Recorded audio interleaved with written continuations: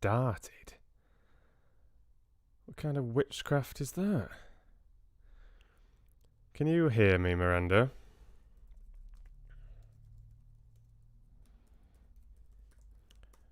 I'm just letting the monsters on Discord know that I'm here.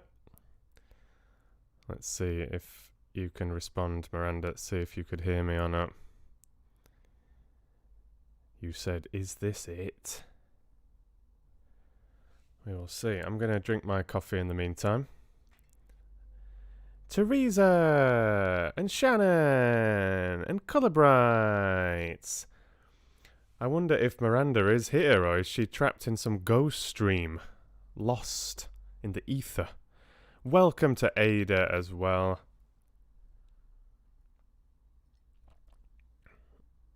Yes, officially so, Shannon. Officially so. Yeah, just a little early. We've had a range of times, but somewhere-ish early on, kind of. Yeah, kind of. Pretty average. A little early, maybe. I think we had one maybe an hour earlier than this, and then we've had some ever so slightly later as well. Hello to Miranda. So, were you in the stream, basically, as I was launching it? Or were you trapped in some long-lost ghost stream from yesterday or something? You are definitely here now, Miranda. Absolutely. Let me try refreshing the chat box again. It's strange, like, if I refresh it too soon, it just doesn't work. It's weird. Is the multi-stream thingy working? Doesn't seem to be. So I'll just have to try and spot any Facebookers that come in if they come in. Yes, I am absolutely fast asleep as I speak, Teresa. It's a special ability I have. Quite impressive, really. It's sort of like a very active sleepwalking. But I can actually sleep narrate and even just sleep chat, sleep stream. It's very diverse. It's not restricted to one particular thing. Who else has popped in? Wolf is here again. Nice to see you. Oh, and Lynette, aka Miss Bookworm, is here. And Tora Tiger's here. Sounds nice, Colourbrights. We've got a very sunny afternoon here in Stockholm. But it's been quite strange weather as well. A little bit erratic. There's been some heavy winds and bits of rain, but currently bright sunshine again. I wonder who else is gonna pop in. Oh, it's so lovely to feel this positivity in the chat today. Really just soaking that up. You really know how to make a guy feel good about himself. Yes, I had a very good night's sleep last night. Thank you very much. I have just been messing around with my contact lenses though, which can irritate my eyes a little bit, and I need some new ones. So I think they're probably just annoying my eyes a little bit more than usual as well. But they always bother me just a little bit. Oh, and welcome to Joyce as well. Aurinia. Welcome to Ms. Backer. Yeah, exactly, Olivia. And welcome to the stream. Yeah, or sharks. I think they have that ability, don't they? And swifts that can sleep whilst flying, which is pretty cool. I'd love that. I'd love to be able to fly, so to be able to sleep and fly sounds absolutely wonderful. I'm absolutely fine, thanks, Teresa. I think I had about 8 hours yesterday, 7 or 8. But I did go for a pretty heavy run yesterday evening, so, you know, it can take its toll. I work out quite a lot. It's enough coffee to get me started, Lynette. Certainly. And thank you for the mug compliment, by the way.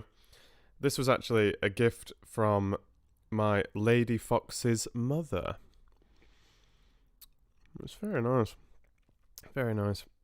And I think Mama Fox would approve of this sort of crockery as well. It's her kind of style. It's nice. And I've got another of the Lady Fox's Moomin mugs.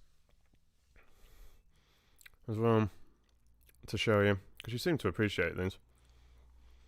Here's the Finnish sun, or the sun of Moominland, if those are actually different places, I'm not sure. And here is a sort of Loch Ness Monster kind of character, you know. But it doesn't look like the usual Loch Ness Monster that you do sometimes see in the wee stories that you tell your bairns. This one's a wee bit more jolly, I might say, with strange little whiskers sprouting out of his face. And then there's this little cheeky chappy. What does that say? Fosfato. That must mean something in Finnish.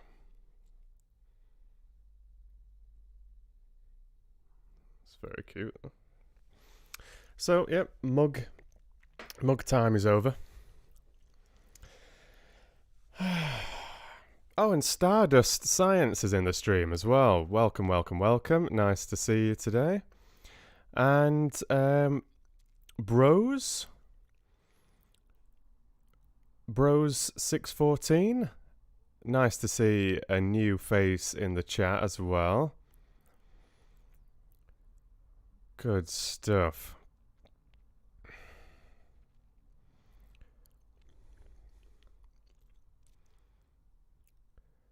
Who's mentioning Teresa's on about grapes and cherries? No idea what's been discussed here. All very confusing. Yeah, don't get me started on the whole black licorice thing, Joyce. There's a few mutineers in the stream that are not fans of black licorice, and those of us with good taste know that black licorice is basically the only licorice, and any other form is sort of some strange sweet, devil sweet, really, I suppose you could say. Sweet of the devil.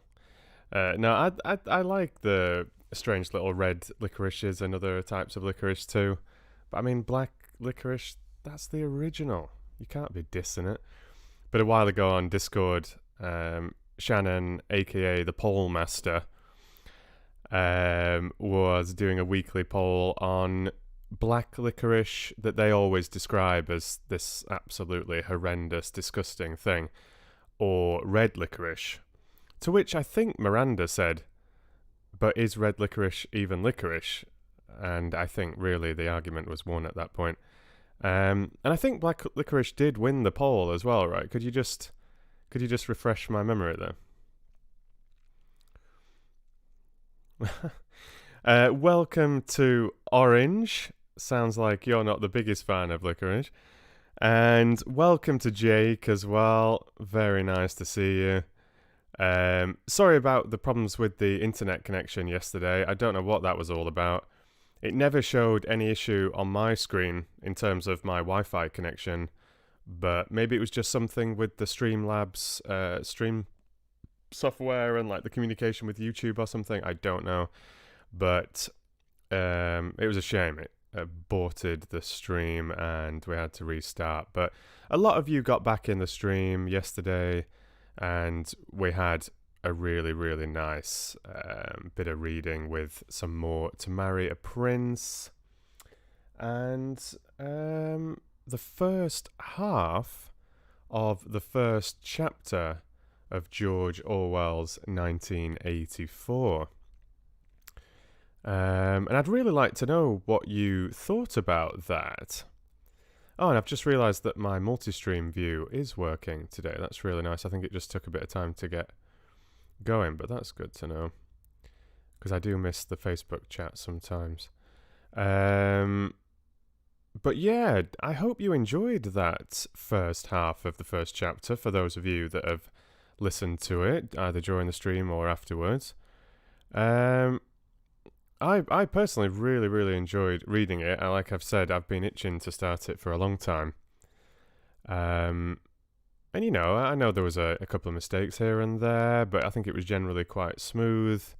I tried to take my time to help the listener just soak up a lot of information. For those of you that are not incredibly familiar with the story, even though you might know certain aspects of it that have become quite popular, Big Brother, for example.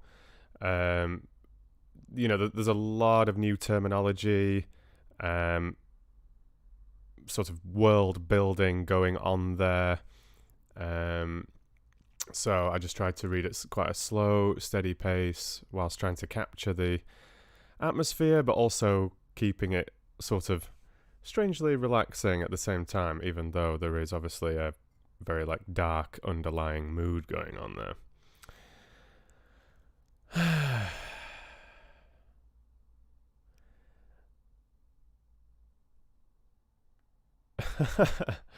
I like that joke with you getting up and then lining up the shots. That's cool. You're taking that very seriously. I like it. I like it.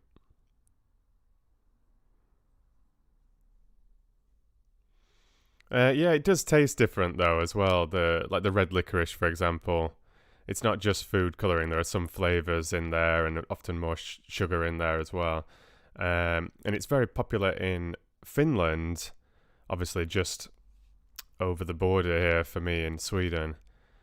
That they have salty licorice, using this.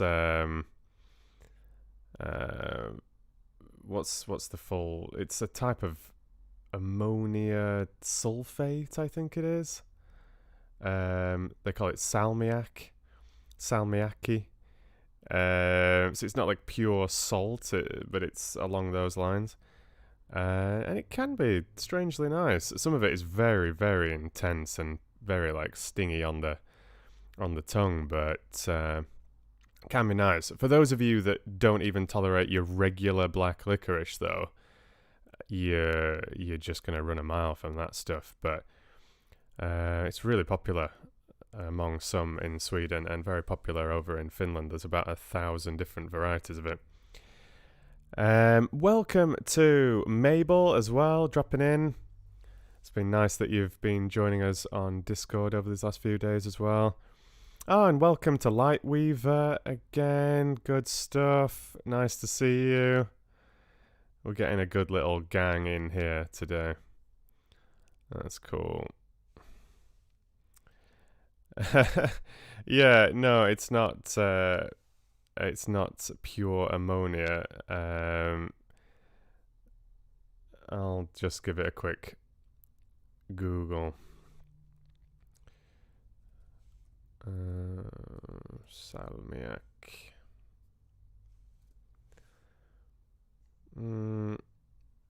So yeah, ammonium chloride. I think that's what I said.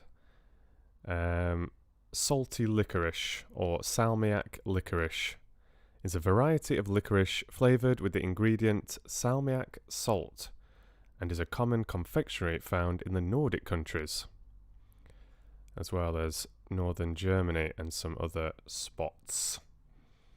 So yeah, they use sal ammoniac or ammonium chloride to give this salty taste. You can also get liquors and pastries and other desserts flavored with it as well.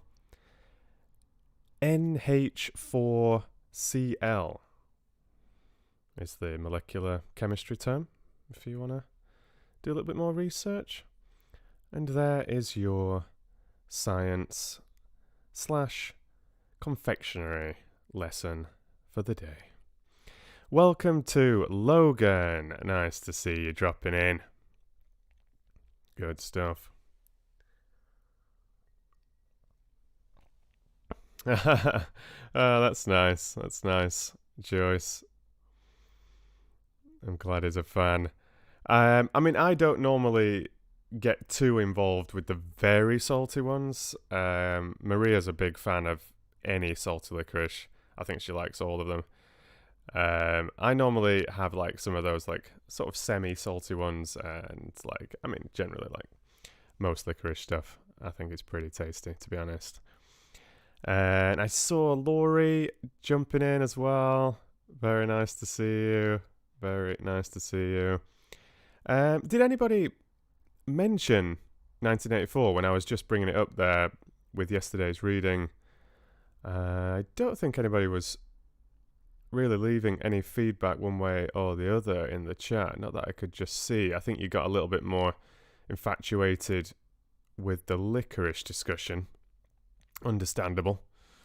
I mean, it is called the Black Licorice Club at the end of the day, as opposed to the Red Licorice Club, or all the Licorice Club, or whatever. You know, this is specifically for people that like black licorice. So, Shannon, Teresa, the door is it's just out there.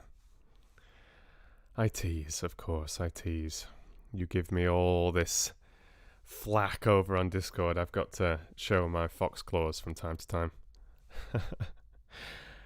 And welcome to Lucas.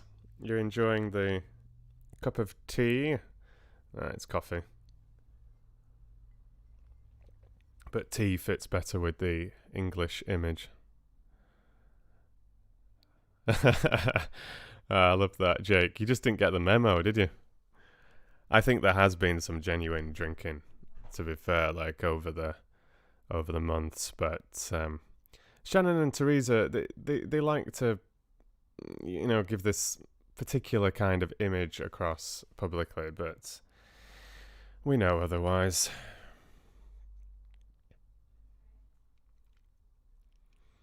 Yeah, I can imagine that's the case for sure. Like Weaver, I think it's like that with most books. To be fair, that you know, there's always going to be individual interpretation.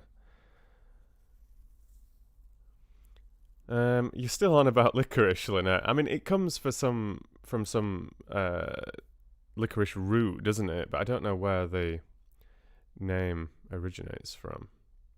And we spell it differently to that as well. We spell it with a Q, us Brits. But yeah, you'll have to do some research.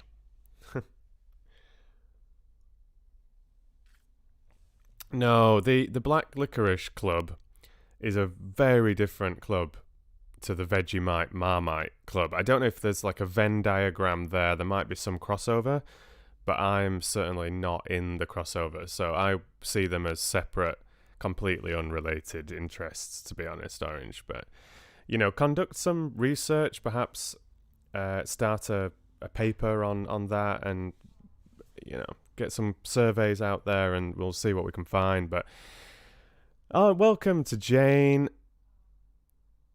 Yeah, you forgot to switch your sound back on. Absolute schoolboy error. But nice to see you. Nice to see you. Welcome. But I'm going to get started with some reading in just a second. And I feel like I should read the second half of 1984, Chapter 1. I think it's a little bit of a tricky book to start with in terms of me getting warmed up and everything, as it's you know, it's quite complex, but it feels like the right thing to do. Like, we finished with the first half of Chapter 1 in yesterday's stream, so it feels like it makes sense to finish Chapter 1 at the start of this one. And then the plan was to have a couple of chapters of the witches, and then just see how things feel from there. That's the rough idea. So, To Marry a Prince, you know, we had that yesterday. It was a really nice chapter, that one. I thought it was great. So I think we'll probably kick next week off with To Marry a Prince chapter 14. So I'm planning to have a stream on Monday. I didn't get one this Monday or last Monday, but yeah, let's see how things go. I would like to kick the week off next week with a Monday stream and with some To Marry a Prince. I would like some more Pride and Prejudice at some point. I think that would be really nice. And of course, like we've got James Herriot's If Only They Could Talk on the go as well. I'm really tempted. Lynette keeps going on about it. I'm really tempted to start a horror. There's a few names being mentioned, but I'm also just a little bit of aware of not starting too many things. Like I've said a million times, I absolutely love spinning those plates in many ways. But let's try and make some good progress in a couple of those books, perhaps, before starting another. I was already playing around with 1984 yesterday, but that is one that I've been wanting to start for, a couple of years, to be honest. So it felt like about time, really.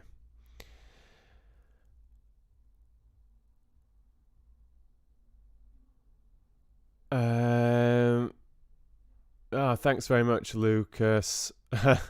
Yeah, I think it was quite relaxing, the Narnia reading. I'm glad you liked that. Hmm. And welcome to Carla as well. Nice to see you. I'm glad you're enjoying James Herriot, Jane. That's great. Yeah, I know what you're saying, Mabel.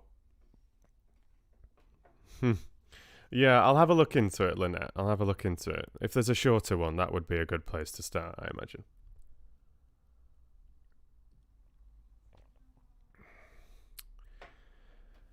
Okay. So, I'll try the second half of chapter 1 of 1984 now, I think, and we'll take it from there. I think a couple of chapters of The Witches would be really fun after that. It's such a contrast as well from 1984. A little bit more light-hearted, even if it is a little bit scary in its own way. There seem to be a few a few brown pairs of underpants after last stream. It all got a little bit hair-raising with the Grand High Witch. But I think it was a lot of fun. So that's sort of the plan. And then I'll bring it back to you guys. If I feel like I can squeeze in another reading, we'll take it from there. So, part 1. How much space have I got? Plenty.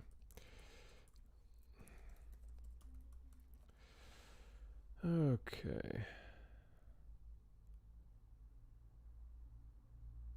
Yes.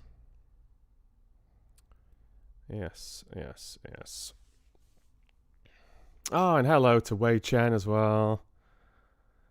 Welcome. Nice to see you. Yeah, hey there, Carla.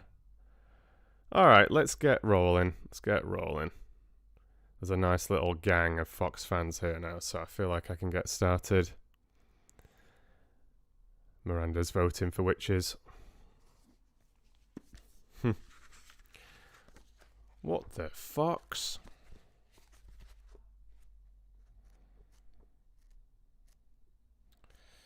Where were we? Yeah, like I said yesterday, it was quite tricky to find a natural breaking point in that first chapter, but it was just too long to read the entire thing. I got, I think, perhaps just past halfway. And I think it was already about a 30-minute reading at that point, something like that. Looking at Shannon's timestamps, I think it was about 30 minutes, maybe 25 minutes or something like that, and I just didn't quite have the energy to do the full chapter all in one go.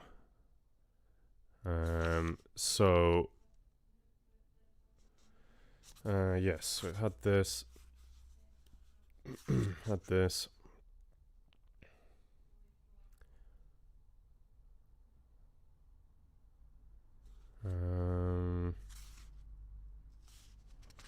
I think this is the spot. Yeah, this is the spot. I'm sure I have a little bookmark hiding in here somewhere. I won't worry about it now, but it would be useful. Alright, so from the English Bookshop, which is actually in Stockholm. It says Uppsala though. It's mentioning Uppsala and Stockholm. But yeah, a lovely little bookshop if you're ever in Stockholm. It's in a lovely part of the city as well, on the southern island of Södermalm, which is sort of a bit of a hipster, arty spot. Really, really, really, really nice. Alright. How are we doing? Are we settling down?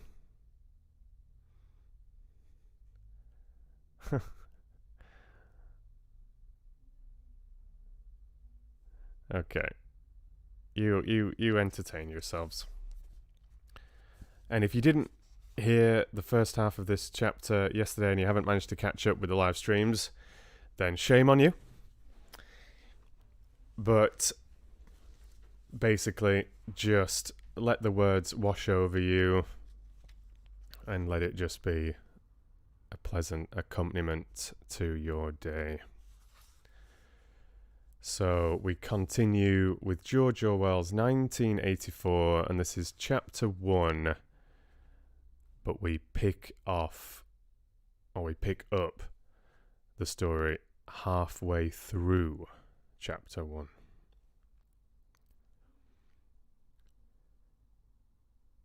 Winston's diaphragm was constricted. He could never see the face of Goldstein without a painful mixture of emotions. It was a lean Jewish face with a great fuzzy aureole of white hair and a small goatee beard.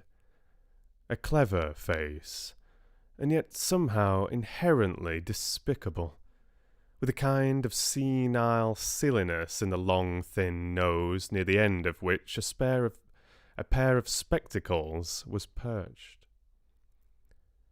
It resembled the face of a sheep, and the voice, too, had a sheep-like quality. Goldstein was delivering his usual venomous attack upon the doctrines of the party, an attack so exaggerated and perverse that a child should have been able to see through it, and yet just plausible enough to fill one with an alarmed feeling that other people, less level-headed than oneself, might be taken in by it. He was abusing Big Brother. He was denouncing the dictatorship of the party. He was demanding the immediate conclusion of peace with Eurasia. He was advocating freedom of speech, freedom of the press, freedom of assembly, freedom of thought. He was crying hysterically that the revolution had been betrayed. And all this in rapid polysyllabic speech, which was a sort of parody of the habitual style of the orators of the party, and even contained newspeak words. More newspeak words, indeed, than any party member would normally use in real life. And all the while, lest one should be in any doubt as to the reality which Goldstein's specious claptrap covered, behind his head on the telescreen there marched the endless columns of the Eurasian army. Row after row of solid-looking men with expressionless Asiatic faces, who swam up to the surface of the screen and vanished, to be replaced by others exactly similar. The dull, rhythmic tramp of the soldiers' boots formed the background to Goldstein's bleating voice. Before the hate had proceeded for 30 seconds, uncontrollable exclamations of rage were breaking out from half the people in the room. The self-satisfied, sheep-like face on the screen and the terrifying power of the Eurasian army behind it were too much to be borne. Besides, the sight, or even the thought of Goldstein produced fear and anger automatically. He was an object of hatred more constant than either Eurasia or East Asia, since when Oceania was at war with one of these powers, it was generally at peace with the other.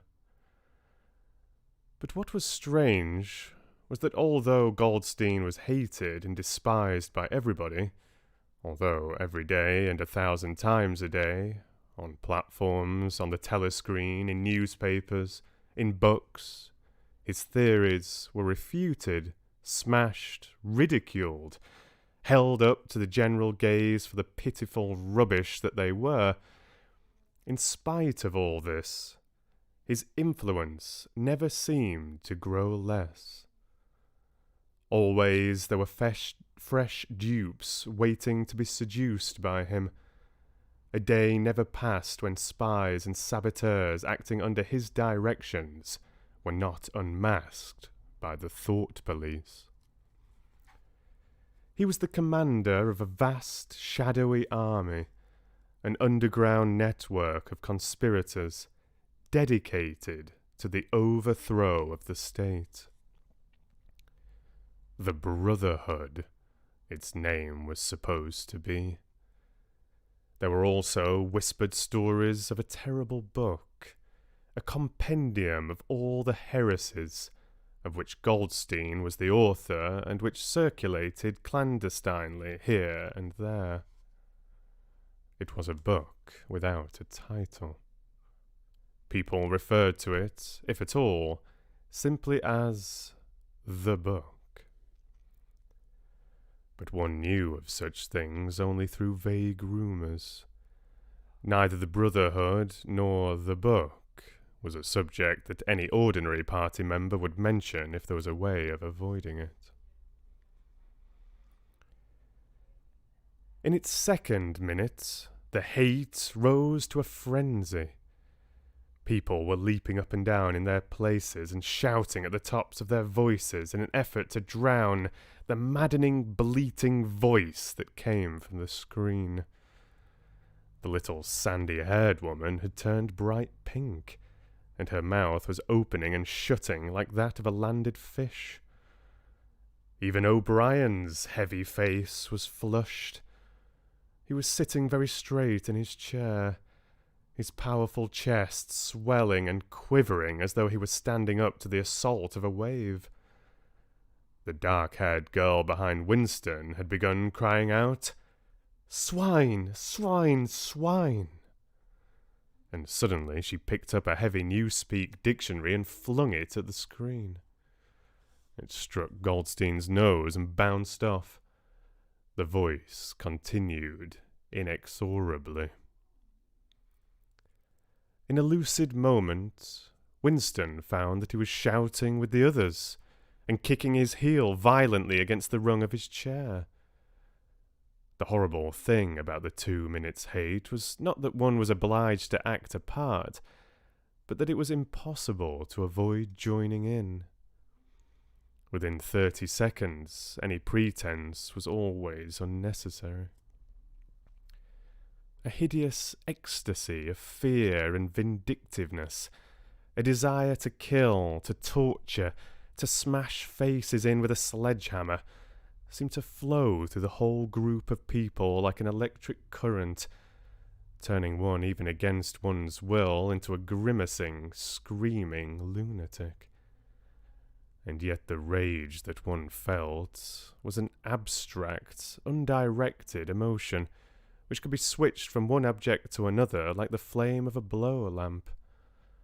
Thus, at one moment, Winston's hatred was not turned against Goldstein at all, but, on the contrary, against Big Brother, the party, and the thought police. And at such moments his heart went out to the lonely, derided heretic on the screen, sole guardian of truth and sanity in a world of lies. And yet, the very next instant, he was at one with the people about him, and all that was said of Goldstein seemed to him to be true. At those moments, his secret loathing of Big Brother changed into adoration, and Big Brother seemed to tower up, an invincible, fearless protector, standing like a rock against the hordes of Asia. And Goldstein, in spite of his isolation, his helplessness, and the doubt that hung about his very existence, seemed like some sinister enchanter, capable by the mere power of his voice of wrecking the structure of civilization. It was even possible at moments to switch one's hatred this way or that by a voluntary act. Suddenly, by the sort of violent effort with which one wrenches one's head away from the pillow in a nightmare, Winston succeeded in transferring his hatred from the face on the screen to the dark-haired girl behind him. Vivid, beautiful hallucinations flashed through his mind. He would flog her to death with a rubber truncheon. He would tie her naked to a stake and shoot her full of arrows like Saint Sebastian. He would ravish her and cut her throat at the moment of climax. Better than before, moreover, he realized why it was that he hated her. He hated her because she was young and pretty and sexless, because he wanted to go to bed with her and would never do so, because round her sweet, supple waist, which seemed to ask you to encircle it with your arm, there was only the odious scarlet sash, aggressive symbol of chastity. The hate rose to its climax. The voice of Goldstein, actual sheep's bleat, and for an instant the face changed into that of a sheep. Then the sheep face melted into the figure of a Eurasian soldier, who seemed to be advancing, huge and his submachine gun roaring, and seeming to spring out of the surfing so that some of the people in the front row actually flinched backwards in their seats. But in the same moment, drawing a deep sigh of relief from everybody, the hostile figure melted into the face of Big Brother, black-haired, black-mustachioed, full of power and mysterious calm, and so vast that it almost filled up the screen. Nobody heard what Big Brother was saying. It was merely a few words of encouragement, the sort of words that are uttered in the din of battle, not distinguishable individually, but restoring confidence by the fact of being spoken. Then the face of Big Brother faded away again, and instead the three slogans of the party stood out in War is peace, freedom is slavery, ignorance is strength. But the face of Big Brother seemed to persist for several seconds on the screen, as though the impact that it had made on everyone's eyeballs was too vivid to wear off immediately. The little sandy-haired woman had flung herself forward over the back of the chair in front of her. With a tremulous murmur that sounded like, "My saviour," she extended her arms toward the screen. Then she buried her face in her hands. It was apparent that she was uttering a prayer. At this moment, the entire group of people broke into a deep, slow, rhythmical chant of "BB, BB, BB," over and over again, very slowly, with a long pause between the first B and the second. A heavy, murmurous sound, somehow curiously savage, in the background of which one seemed to hear the stamp of naked feet and the throbbing of tom-toms. For perhaps as much as 30 seconds they kept it up. It was a refrain that was often heard in moments of overwhelming emotion. Partly it was a sort of hymn to the wisdom and majesty of Big Brother, but still more it was an act of self-hypnosis, a deliberate drowning of consciousness by means of rhythmic noise. Winston's entrails seemed to grow cold. In the 2 minutes' hate, he could not help sharing in the general delirium, but this subhuman chanting of "Be, be, be, be" always filled him with horror. Of course, he chanted with the rest. It was impossible to do otherwise. To dissemble your feelings, to control your face, to do what everyone else was doing, was an instinctive reaction. But there was a space of a couple of seconds during which the expression in his eyes might conceivably have betrayed him. And it was exactly at this moment that the significant thing happened. If indeed it did happen. Momentarily, he caught O'Brien's eye. O'Brien had stood up. He had taken off his spectacles and was in the act of resettling them on his nose with his characteristic gesture. But there was a fraction of a second when their eyes met, and for as long as it took to happen, Winston knew, yes, he knew, that O'Brien was thinking the same thing as himself. An unmistakable message had passed. It was as though their two minds had opened, and the thoughts were flowing from one into the other through their eyes. "I am with you," O'Brien seemed to be saying to him. "I know precisely what you are feeling. I know all about your contempt, your hatred, your disgust. But don't worry, I am on your side." And then the flash of intelligence was gone, and O'Brien's face was as inscrutable as everybody else's. That was all. And he was already uncertain whether it had happened. Such incidents never had any sequel. All that they did was to keep alive in him the belief, or hope, that others besides himself were the enemies of the party. Perhaps the rumours of vast underground conspiracies were true after all. Perhaps the Brotherhood really existed. It was impossible, in spite of the endless arrests and confessions and executions, to be sure that the Brotherhood was not simply a myth. Some days he believed in it, some days not. There was no evidence, only fleeting glimpses that might mean anything or nothing, snatches of overheard conversation, faint scribbles on lavatory walls. Once, even when two strangers met, a small movement of the hands which had looked as though it might be a signal of recognition. It was all guesswork. Very likely he had imagined everything. He had gone back to his cubicle without looking at O'Brien again.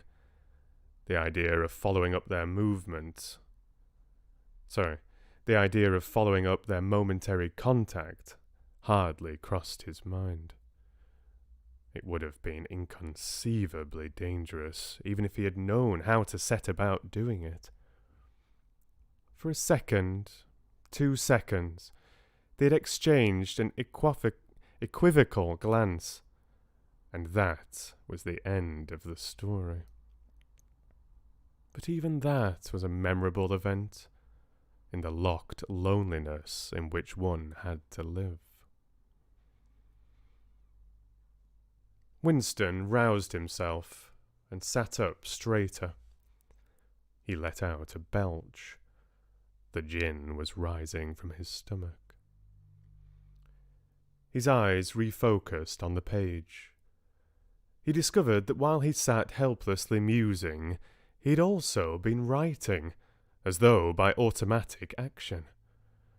It was no longer the same cramped, awkward handwriting as before. His pen had slid voluptuously over the smooth paper, printing in large, neat capitals. Down with Big Brother. Down with Big Brother. Down with Big Brother. Down with Big Brother. Down with Big Brother. Over and over again, filling half a page. He could not help feeling a twinge of panic. It was absurd, since the writing of those particular words was not more dangerous than the initial act of opening the diary. But for a moment he was tempted to tear out the spoiled pages and abandon the enterprise altogether. He did not do so, however, because he knew that it was useless. Whether he wrote "Down with Big Brother," or whether he refrained from writing it, made no difference. Whether he went on with the diary, or whether he did not go on with it, made no difference. The thought police would get him just the same. He had committed, would still have committed, even if he had never set pen to paper, the essential crime that contained all others in itself. Thought crime, they called it.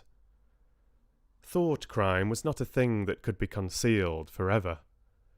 You might dodge successfully for a while, even for years, but sooner or later they were bound to get you. It was always at night. The arrests invariably happened at night.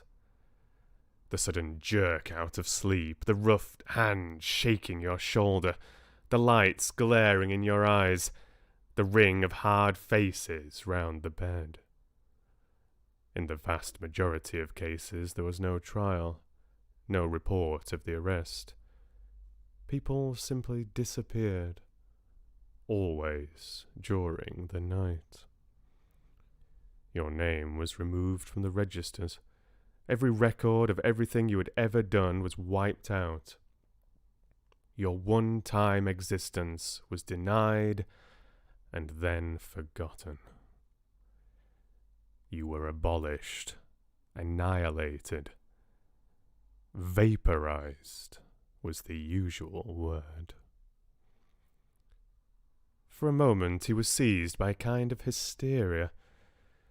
He began writing in a hurried, untidy scrawl. They'll shoot me, I don't care. They'll shoot me in the back of the neck. I don't care. Down with Big Brother. They always shoot you in the back of the neck. I don't care. Down with Big Brother. He sat back in his chair, slightly ashamed of himself, and laid down the pen. The next moment he started violently.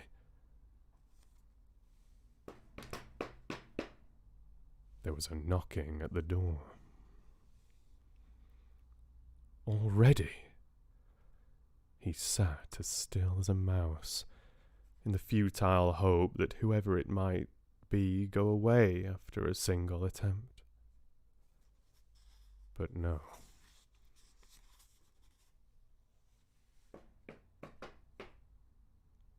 The knocking was repeated. The worst thing of all would be to delay. His heart was thumping like a drum, but his face, from long habit, was probably expressionless. He got up and moved heavily toward the door.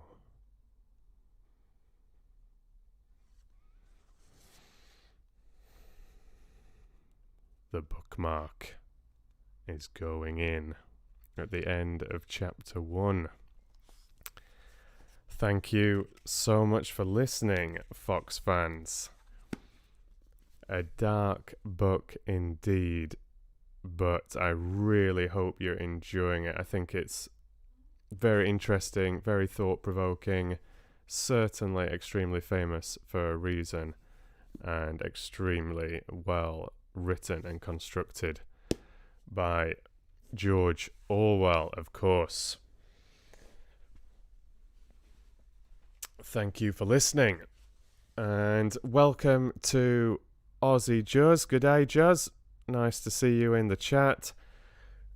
And Mango's here as well. Getting nice and active in the chat as well. Lovely to see you. I saw somebody else popping in. Oh, Blueberry Pie was saying hello as well. Good to see you. Very nice. What were you chatting about whilst I was reading?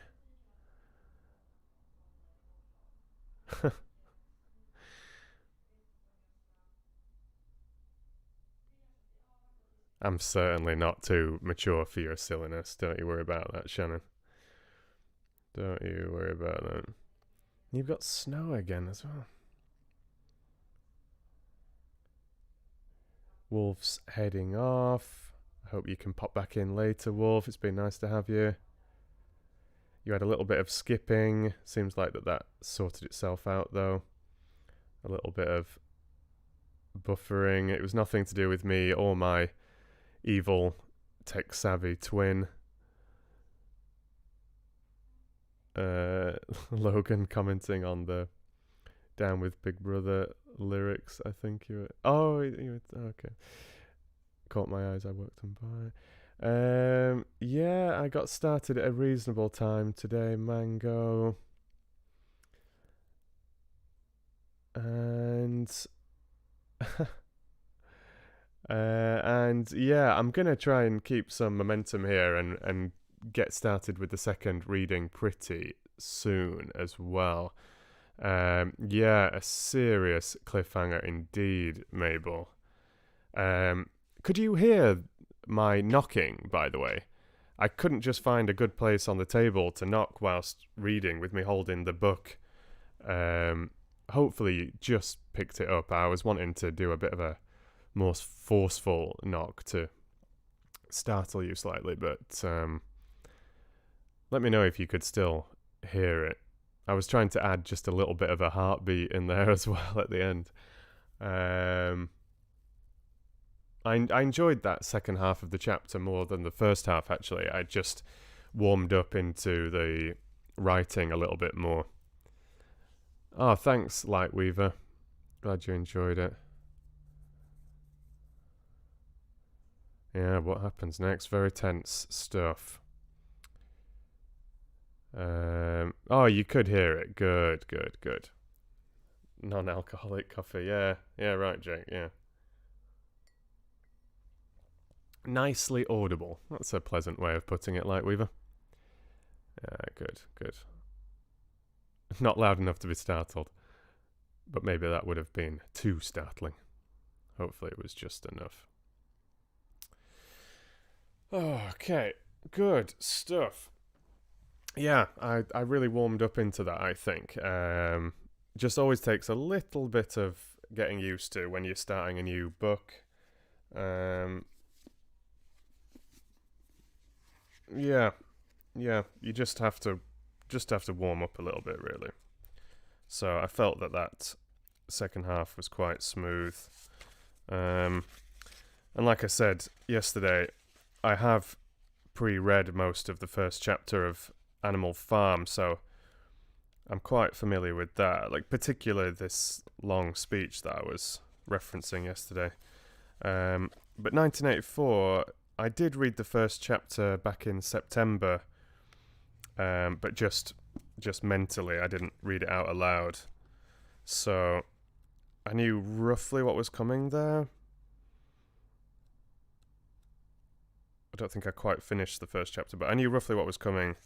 But obviously it's different narrating it live than just reading it in your brain. But yeah, really hope you enjoyed it. I really enjoyed that, as dark as it is. Oh, and hello to Jake's Great Adventures. Nice to see you.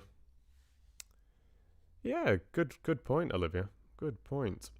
Um, I think you'll be pleased, Mango. My plan was to have the next couple of chapters of Roald Dahl's The Witches that's been so very much enjoyed so far. I wonder how many of you were closely watching the stream when I read the Down with Big Brother bit, because I actually held up the slogan to the camera just for a little bit of extra effect there. But yeah, I was thinking of having the next couple of witches chapters. I think one of these was a little bit shorter, or maybe that's slightly further on. Yeah, okay, well, I'll see how it goes. If I feel like one is too short, I can always, or maybe just doesn't finish in a fantastic place or something, I can always do a third.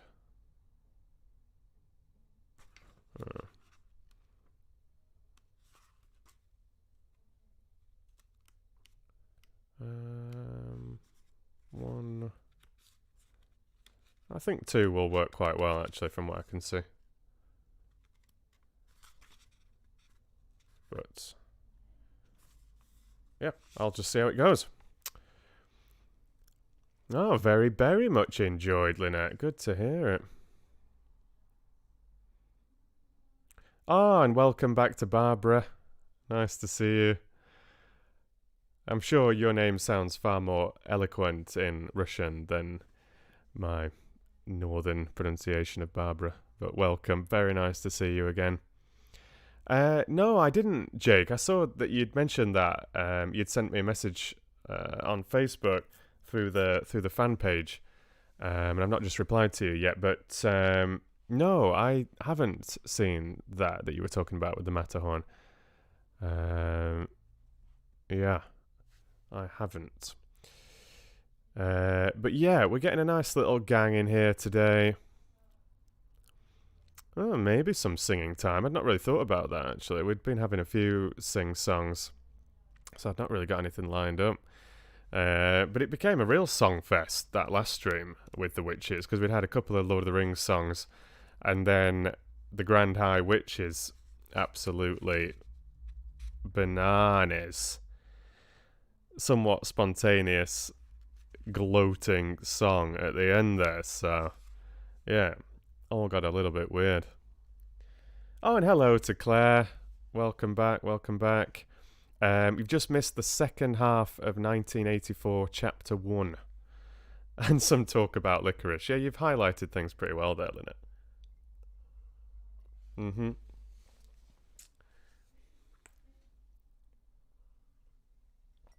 But let's crack on with the witches. And I am remembering all by myself, like a very responsible adult, to change the text up at the top. I'm sure you're very proud of me. So, The Witches by Roald Dahl. And it will be chapters 9 and 10.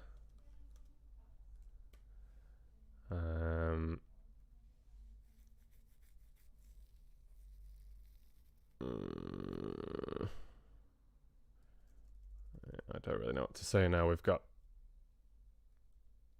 so many chapters under the belt.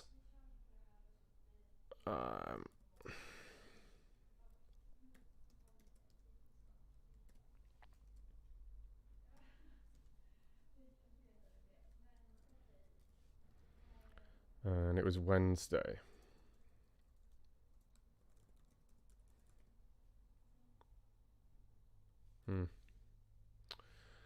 Still fits as well. Chapters 9 and 10. Yep.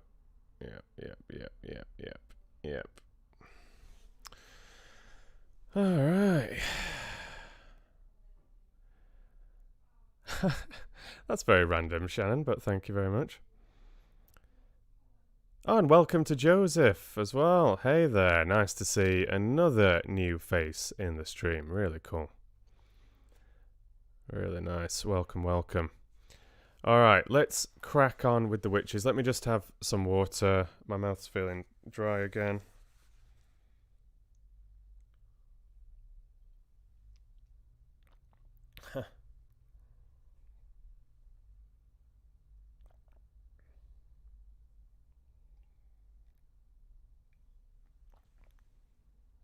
I hope we're all doing well, wherever we are in the world.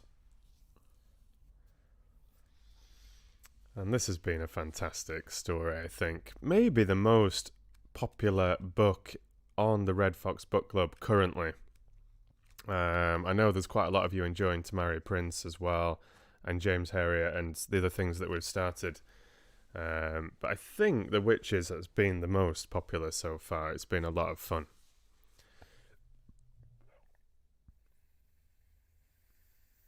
Somehow we are back on the licorice debate, apparently. I'm staying out of things now. I've said what I need to say about the superior nature of black licorice, and we're just moving on. We're just moving on now. Feels like quite a relevant chapter name, though, this next one. It's called The Recipe. Oh, Joes, don't you start. Australians haven't got a clue. Australians, don't ask them about good sweets. They don't have a clue. See how many people I can trigger. Okay, so let's head back to Roald Dahl's The Witches.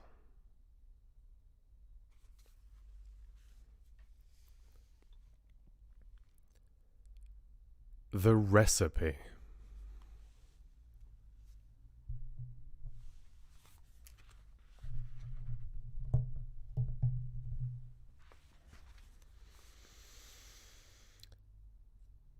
I hope you haven't forgotten that while all this was going on, I was still stuck behind the screen on my hands and knees with one eye glued to the crack. I don't know how long I'd been there, but it seemed like forever. The worst part of it was not being allowed to cough or make a sound, and knowing that if I did, I was as good as dead. And all the way through, I was living in constant terror that one of the witches in the back row was going to get a whiff of my presence through those special nose holes of hers. My only hope, as I saw it, was the fact that I hadn't washed for days. That and the never-ending excitement and clapping and shouting that was going on in the room. The witches were thinking of nothing except the Grand High Witch up there on the platform and her great plan for wiping out all the children of England. They certainly weren't sniffing around for a child in the room. In their wildest dreams, if witches have dreams, that would never have occurred to any of them. I kept still and prayed. The Grand High Witch's dreadful gloating song was over now, and the audience was clapping madly and shouting, "Brilliant! Sensational! Marvellous! You're a genius, oh brainy one! It is a thrilling invention, this delayed action mouse maker. It is a winner! And the beauty of it is that the teachers will be the ones who bump off the stinking little children. It won't be us doing it. We shall never be caught." "Witches are never caught," snapped the Grand High Witch. "Attention now. I want everybody's attention, for I am about to be telling you what you must do to prepare Formula 86 Delayed Action Mouse Maker." Suddenly there came a great gasp from the audience. This was followed by a hubbub of shrieking and yelling, and I saw many of the witches leaping to their feet and pointing at the platform and crying out, "Mice! Mice! Mice! She's done it to show us! The brainy one has turned 2 children into mice, and there they are!" I looked towards the platform. The mice were there all right, 2 of them, running around near the Grand High Witch's skirts. But these were not field mice, or house mice, or wood mice, or harvest mice. They were white mice. I recognized them immediately as being my own little William and Mary. "Mice!" shouted the audience. "Our leader has made mice to appear out of nowhere.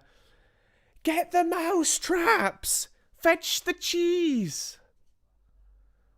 I saw the Grand High Witch peering down at the floor and staring with an obvious puzzlement at William and Mary.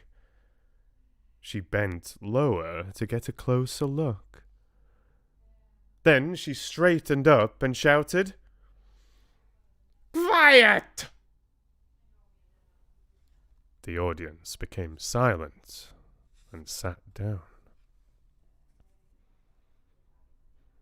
"These mice are nothing to do with me," she shouted. "These mice are pet mice.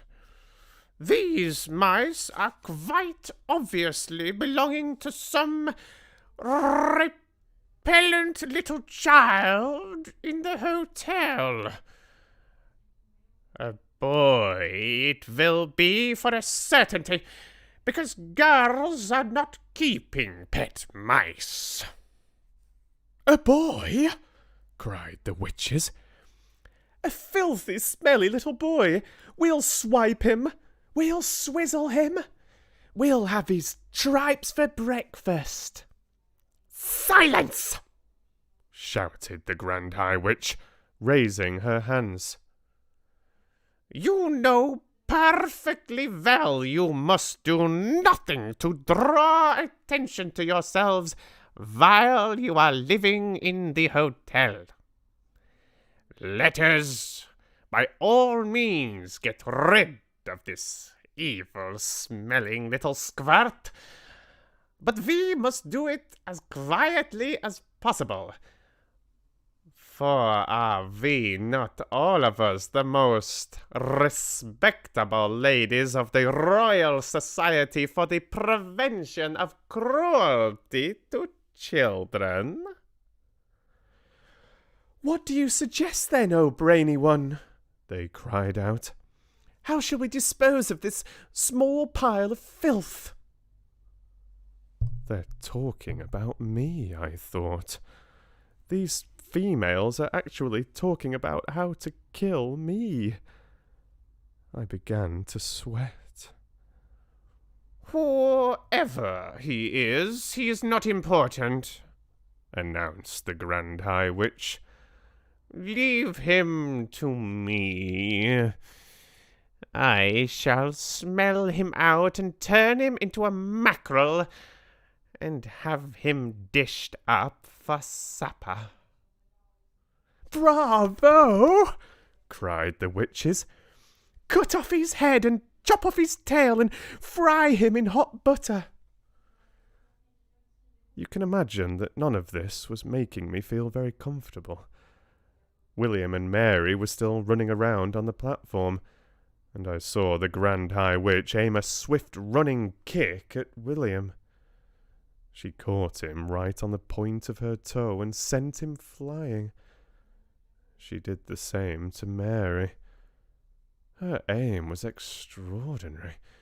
She would have made a great football player.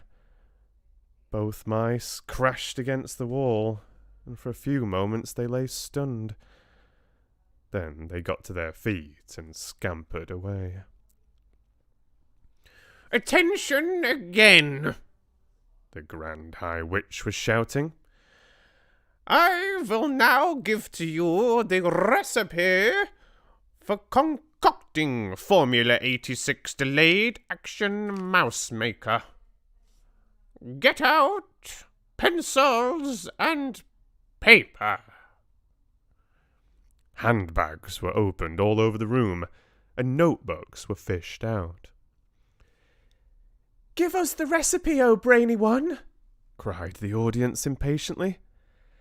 "Tell us the secret."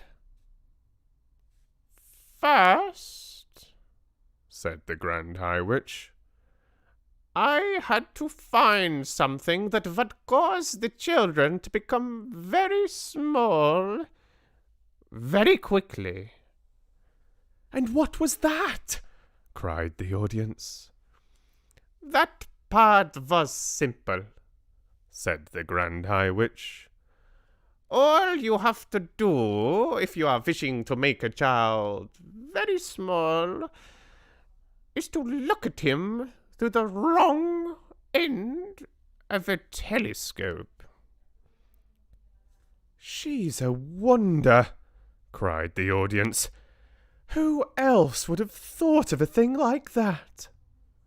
So, you take the wrong end of a telescope, continued the Grand High Witch, and you boil it until it gets soft. "How long does that take?" they asked her. 21 hours of boiling, answered the Grand High Witch. And while this is going on, you take exactly 45 brown mice and you chop off their tails with a carving knife. And you fry the tails in hair oil until they are nice and crisp. "What do we do with all those mice who have had their tails chopped off?" asked the audience. You simmer them in frog juice for 1 hour, came the answer. But listen to me. So far, I have only given you the easy part of the recipe. The really difficult problem is to put in something that will have a genuine delayed action result. Something that can be eaten by children on a certain day, but which will not start working on them until 9 o'clock the next morning, when they arrive at school. "What did you come up with, O brainy one?" they called out. "Tell us the great secret." The secret, announced the Grand High Witch triumphantly, is an alarm clock. "An alarm clock!" they cried. "It's a stroke of genius." "Of course it is," said the Grand High Witch. "You can set a 24-hour alarm clock today, and at exactly 9 o'clock tomorrow, it will go off." "But we will need 5 million alarm clocks," cried the audience. "We will need one for each child." "Idiots!" shouted the Grand High Witch. "If you are wanting a steak, you do not cook the whole cow. It is the same with alarm clocks. 1 clock will make enough for 1,000 children. Here is what you do. You set your alarm clock to go off at 9 o'clock tomorrow morning. Then you roast it in the oven until it is crisp and tender. Are you writing this down? We are, your grandness. We are, they cried. Next, the Grand High Witch said, you take your boiled telescope and your fried mouse tails and your cooked mice and your roasted alarm clock, and all together you put them into the mixer. Then you mix them at full speed. This will give you a nice thick paste. While the mixer is still mixing, you must add to it the yolk of one Gruntel's egg. A Gruntel's egg, cried the audience. We shall do that. Underneath all the clamour that was going on, I heard one witch in the back row saying to her neighbour,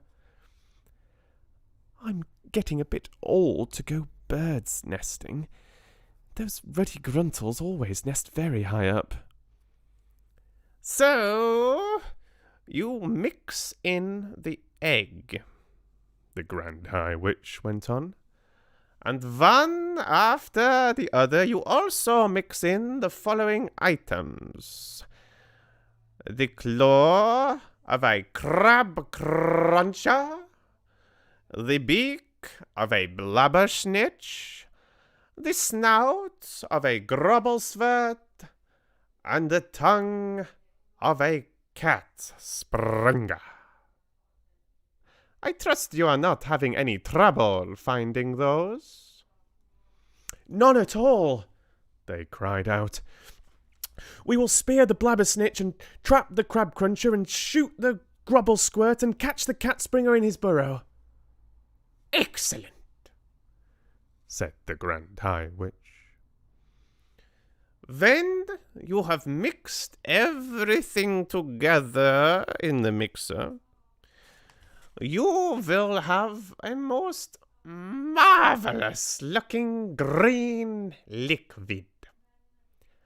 Put one drop, just one titchy droplet of this liquid into a chocolate or a sweet, and at 9 o'clock the next morning, the child who ate it will turn into a mouse in 26 seconds.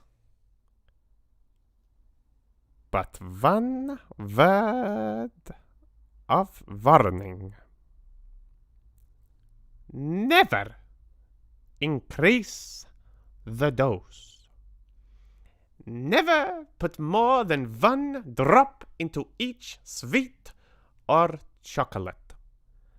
And never give more than one sweet or chocolate to each child. An overdose of delayed action mouse maker will mess up the timing of the alarm clock and cause the child to turn into a mouse too early. A large overdose might even have an instant effect, and you wouldn't want that, would you? You wouldn't want the children turning into mice right there in your sweet shops. That would give the game away. So be very careful. Do not overdose.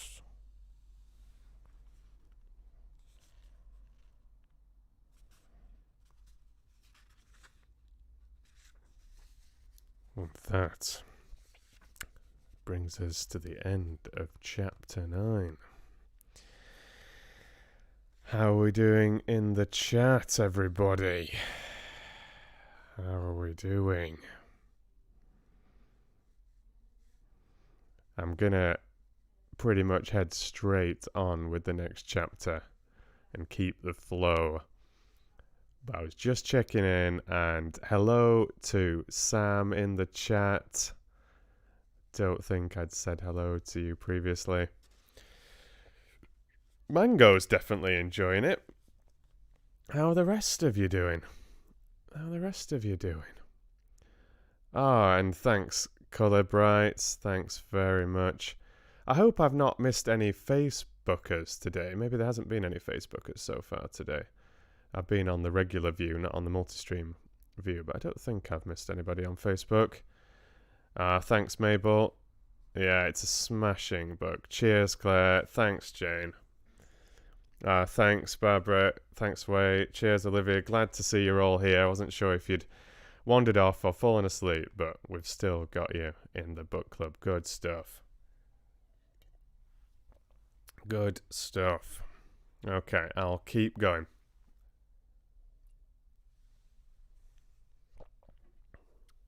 Thanks, Teresa. Let's see what's next.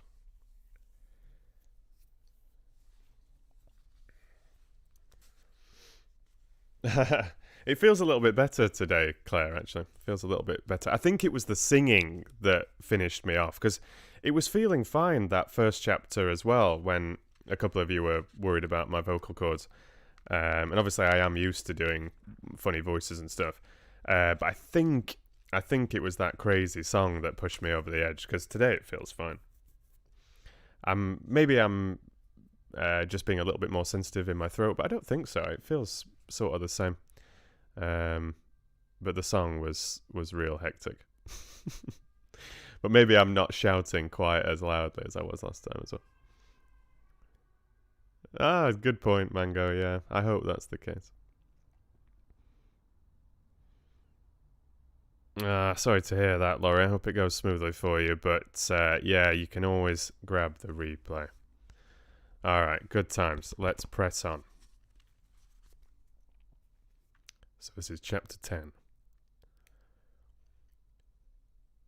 Bruno Jenkins disappears. The Grand High Witch was starting to talk again. I am now going to prove to you, she said, that this recipe is working to perfection. You understand, of course, that you can set the alarm clock to go off at any time you like. It does not have to be 9 o'clock. So, yesterday, I am personally preparing a small quantity of the magic formula in order to give to you a public demonstration. But I am making one small change in the recipe. Before I am roasting the alarm clock, I am setting it to go off not at 9 o'clock the next morning, but at 3:30 the next afternoon. Which means 3:30 this afternoon. And that, she said, glancing at her wristwatch, is in precisely 7 minutes' time. The audience of witches was listening intently, sensing that something dramatic was about to happen. So, what am I doing yesterday with this magic liquid? Asked the Grand High Witch. I will tell you what I am doing. I am putting 1 droplet of it into a very squishy chocolate bar, and I am giving this bar to a repulsive, smelly little boy who is hanging round the lobby of the hotel. The Grand High Witch paused. The audience remained silent, waiting for her to go on. I watched this repulsive little brute gobbling up the squishy bar of chocolate, and when he had finished, I said to him, "Was that good?" He said it was great. So I said to him, "Would you like some more?" And he said, "Yes." So I said, "I will give you 6 more chocolate bars like that if you will meet me in the ballroom of this hotel at 3:25 tomorrow afternoon." "6 bars!" cried this greedy little swine. "I'll be there. You bet I'll be there." "So, the stage is set," shouted the Grand High Witch. "The proof of the pudding is about to begin. Do not forget that before I am roasting the alarm clock yesterday, I am setting it for 3:30 today. It is now..." She glanced again at her watch. "It is now exactly 25 minutes past 3, and the nasty little stinker who will be turning into a mouse in 5 minutes' time should, at this very moment, be standing outside the doors." And by gum, she was absolutely right. The boy, whoever he might be, was already rattling the door handle and banging on the doors with his fist. "Quick!" shrieked the Grand High Witch. "Put on your wigs! Put on your gloves! Put on your shoes!" There was a great rustle and bustle of putting on wigs and gloves and shoes, and I saw the Grand High Witch herself reach for her face mask and put it on over that revolting face of hers. It was astonishing how that mask transformed her. All of a sudden she became once again a rather pretty young lady. "Let me in!" came the boy's voice from behind the doors. "Where are those chocolate bars you promised me? I'm here to collect. Dish them out." "He is not only smelly, he is also greedy," said the Grand High Witch. "Remove the chains from the doors and let him come in." The extraordinary thing about the mask was that its lips moved quite naturally when she spoke. You really couldn't see it was a mask at all. One of the witches leapt to her feet and unfastened the chains. She opened the 2 huge doors. Then I heard her saying, "Why, hello, little man. How lovely to see you. You have come for your chocolate bars, have you not? They are all ready for you. Do come in." A small boy wearing a white t-shirt and grey shorts and gym shoes entered the room. I recognized him at once. He was called Bruno Jenkins, and he was staying in the hotel with his parents. I didn't care for him. He was one of those boys who is always eating something whenever you meet him. Meet him in the hotel lobby and he is stuffing sponge cake into his mouth. Pass him in the corridor and he is fishing potato crisps out of a bag by the fistful.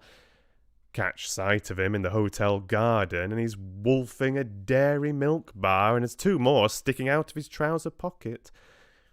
What's more, Bruno never stopped boasting about how his father made more money than my father, and that they owned 3 cars. But worse than that, yesterday morning I had found him kneeling on the flagstones of the hotel terrace with a magnifying glass in his hand.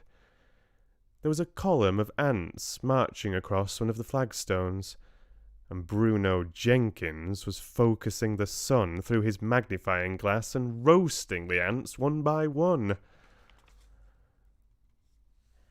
"I like watching them burn," he said. "That's horrible," I cried. "Stop doing it." "Let's see you stop me," he said. At that point, I'd pushed him with all my might, and he had crashed sideways onto the flagstones. His magnifying glass had splintered into many pieces, and he had leapt up, shrieking, "My father is going to get you for this."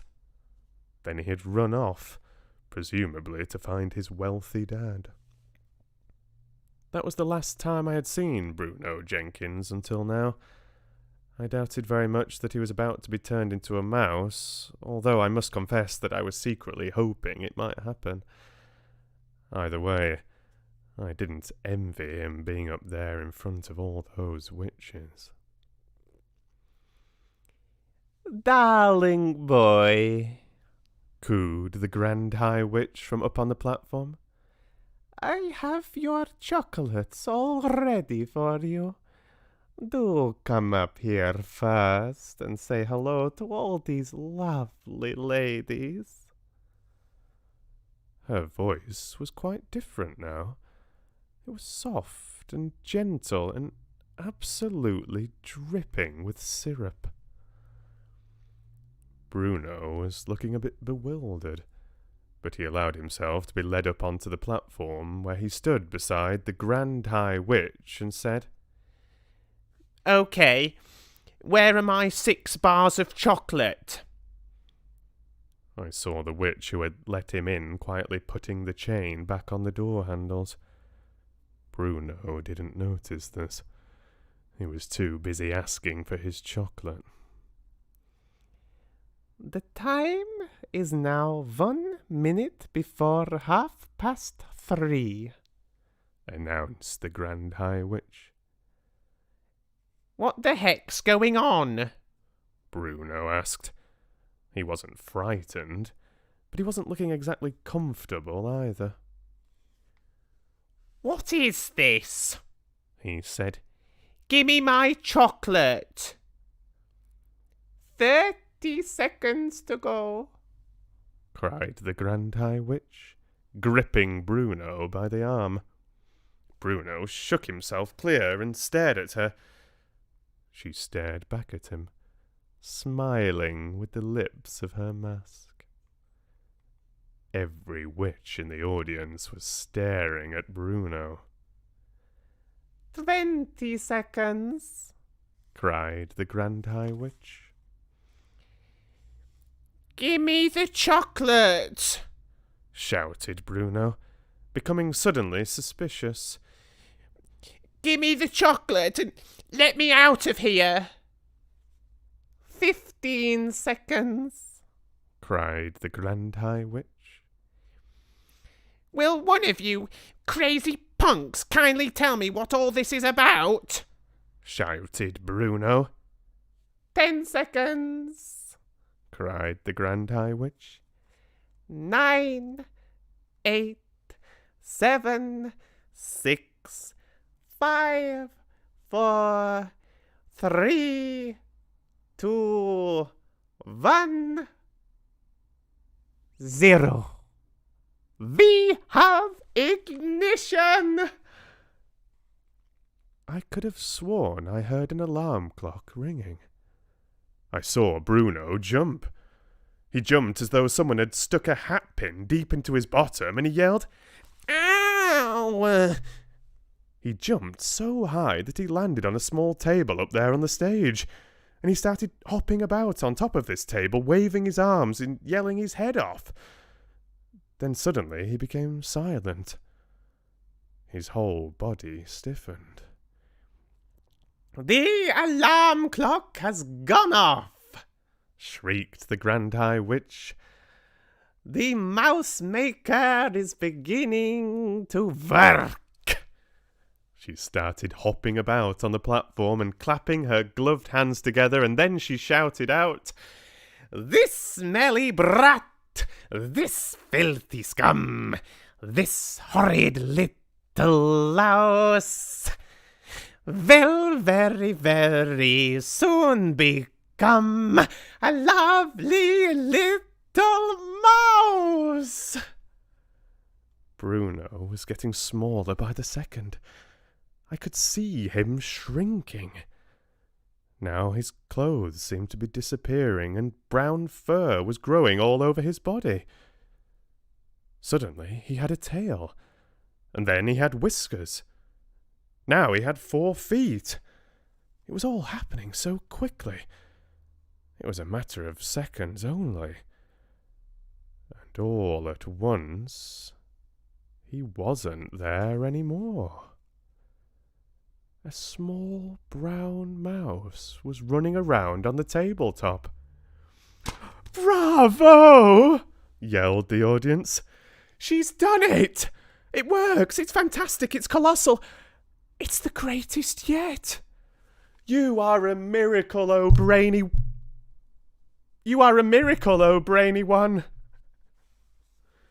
They were all standing up and clapping and cheering, and the Grand High Witch produced a mousetrap from the folds of her dress and started to set it. Oh, no, I thought. I don't want to see this. Bruno Jenkins may have been a bit of a stinker, but I'm dashed if I want to watch him having his head chopped off. "Where is he?" snapped the Grand High Witch, searching the platform. "Where has that mouse got to?" She couldn't find him.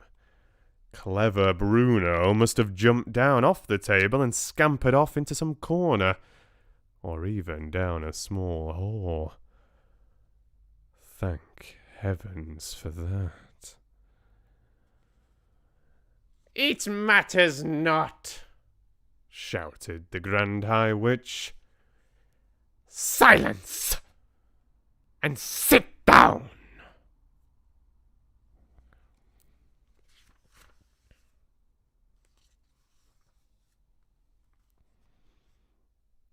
And that is the end of chapter 10. Okay, let's have picture time whilst you recover. So here is the Grand High Witch, still maskless, booting poor William and Mary. She's a rotter. She's an absolute rotter. Oh, you see the other one like launching off there, yeah. And we have the bald witches with their itchy scalps furiously taking notes. They don't want to get into trouble and be sizzled and puffed into smoke. And then we have the chopped off mouse tails ready for the potion. Here is some of your best frog juice, always handy to have in the cupboards at home. You never know when you might need it. We've got alarm clock ready.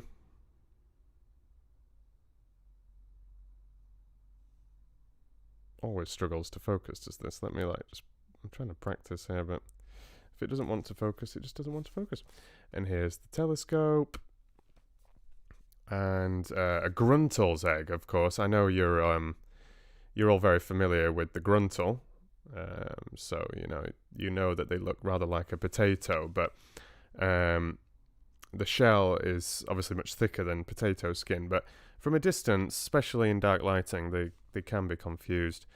But it would be unlikely to find a potato so high up in the trees. These nests are often in very peculiar places and very difficult to reach. But side by side, could be confused. And we also have the claw of a crab cruncher. Very distinctive claws. Very sharp curved talons. And we also have the beak of the blabber snitch. Yeah, there is the blabber snitch. Or at least the beak of it, yeah. And then we also have the snout of a grubble squat, yeah. It is a little like a pig, sort of mixed with the anteater. Very useful to have the snout of the grubblesford just in case you need it, And we also have the tongue of a cat springer. They are, of course, very small creatures, but with very, very, very long tongues. A strange anomaly of evolution, but useful for certain portions. And then we go into the Bruno Jenkins chapter, yeah. Here he is. Teresa noticed that I read him a little bit like I read the Dudley in Harry Potter, yeah. Here he is, being led in by the kind witches, all with their wigs back on now, and the gloves and the shoes.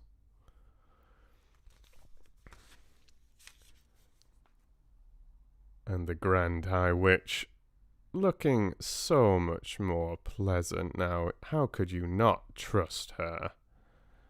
And her voice, somewhat magically, seems to soften. You can still tell it's her, of course. But a little less intimidating. Honey-tongued.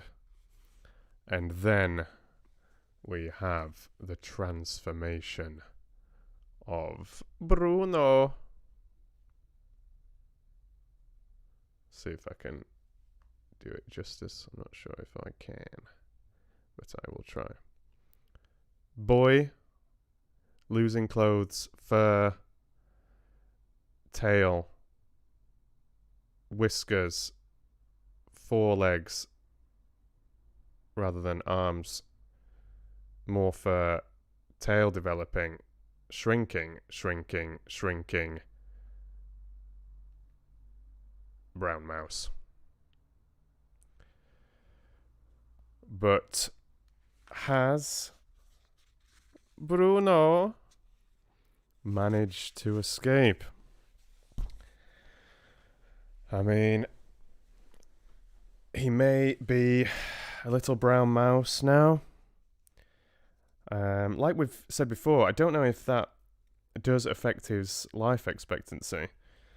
He may be able to live to be a 80-year-old brown mouse if he's lucky. There's a lot of dangers out there. But still, certainly a better fate than being decapitated by one of the Grand High Witch's mousetraps, no? But another great couple of chapters there. I really, really hope you enjoyed that. Yeah, it was supposed to be a very silly sort of German accent. We were saying that the Grand High Witch certainly has some likenesses to a particular famous historical figure. And then with the mention of Bruno Jenkins, it was making me think of Sacha Baron Cohen's Bruno, if you've seen that film. Yeah. What were you saying in the chat earlier?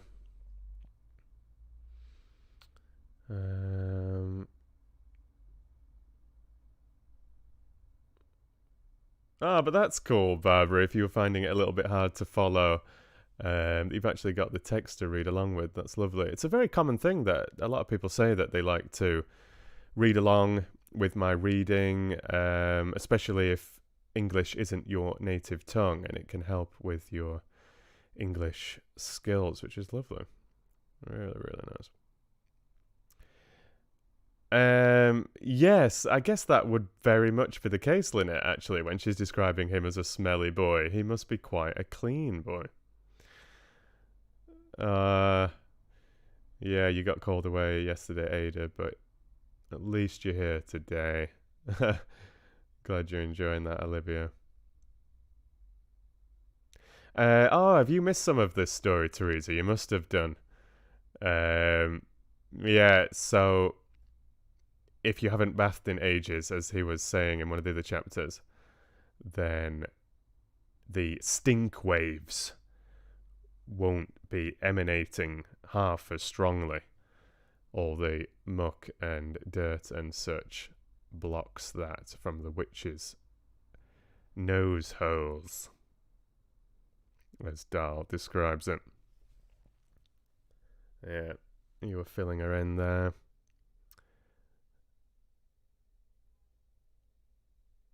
Yeah. The Grand High Witch, yeah, she's very musical, actually. I admire that. Oh, and welcome to Amira as well. Nice to see you. I've not seen you for a little while. Welcome to the stream. That's lovely. I think I'd said hello to you, Jutang. If not, hello again. You can always have an extra hello. I know, I got way too carried away and accidentally nearly smashed the pop filter off. Yeah, pretty dark themes.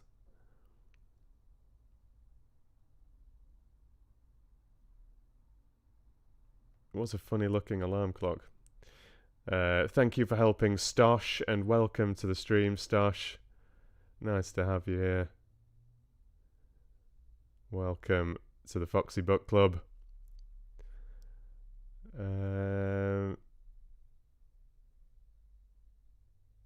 Yeah, they're real. They are real. Mango could never just be a story with Roald Dahl. You know that it's gonna get serious. It seems like you've been really, really enjoying this one, so I feel like I should have a third chapter of the day and go for chapter 11. I'm sure you won't mind a little bit more from the witches today. Thanks, Ada. And yeah, if I don't have any problems with these live streams, with reading Roald Dahl in the live stream, then I will certainly try one of his other books. So you know I've got Fantastic Mr. Fox available through Patreon. It used to be on my old YouTube channel, but got taken down, unfortunately. But I would absolutely love to read more Roald Dahl. Teresa's mentioning Charlie and the Chocolate Factory, absolutely wonderful. And there's many, many, many other wonderful Roald Dahl books, of course. Thanks, Jane. Cheers, Wei Chen. Lynette's wanting songs. Oh, and Mama Fox has joined in on Papa Fox's phone. I wonder what's going on with Mama Fox's phone. But lovely that you could join this afternoon. A little bit late, though, Mama Fox. You've missed 1984 and a couple of chapters of The Witches, unless you've been hiding in the background.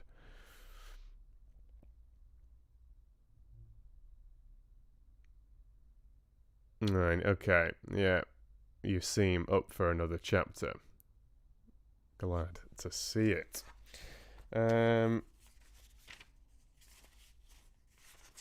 This one is quite a short one. I will warn you now.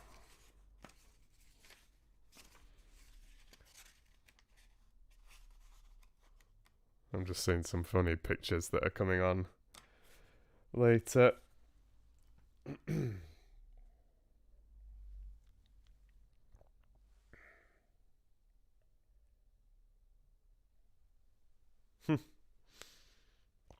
Okay, so let's go for chapter 11 then. I'll just update the screen.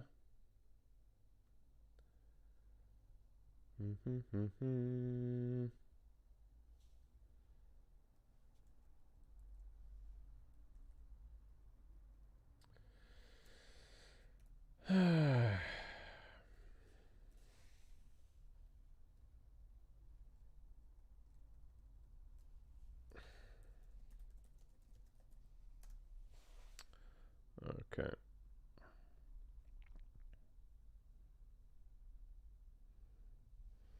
Oh, don't you worry, Mama folks. You want some of Roald Dahl's poems in between the readings? Interesting idea, Lynette. I might try and squeeze those in, maybe in between a couple of chapters from different books on a different stream. It's a good idea. I don't have anything prepared today.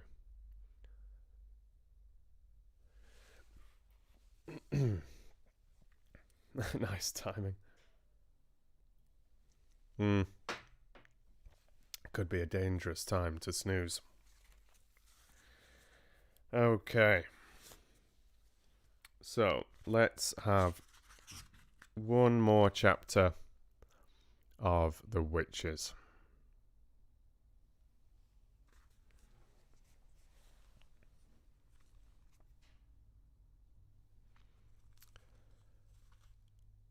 The Ancient Ones.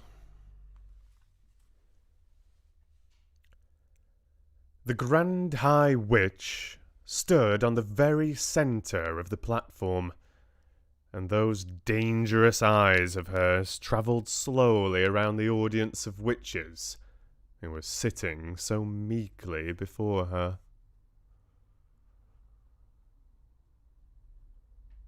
All those over 70, put up your hands, she barked suddenly. 7 or 8 hands went up in the air. It comes to me, said the Grand High Witch, that you ancient ones will not be able to climb high trees in search of Gruntel's eggs. We won't, your grandness. We are afraid we won't, chanted the Ancient Ones.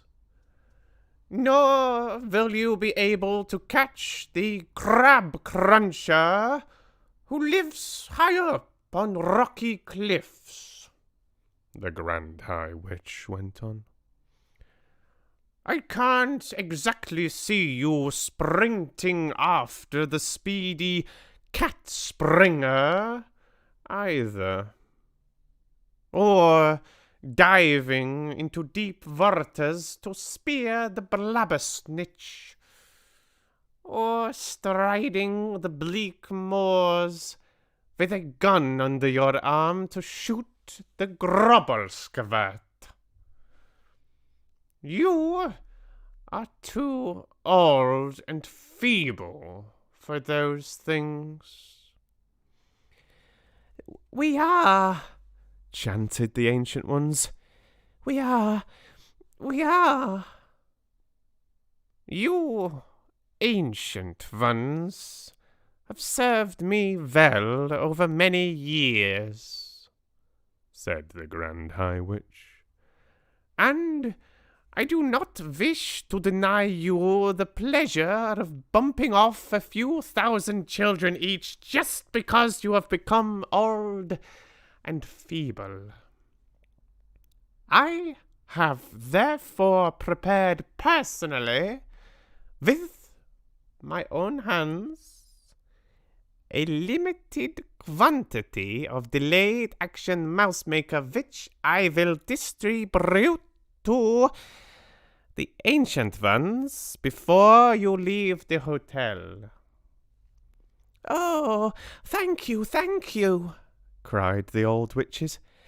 You are far too good to us, your grandness. You are so kind and thoughtful. Here is a sample of what I am giving you, shouted the Grand High Witch. She fished around in a pocket of her dress and brought out a very small bottle.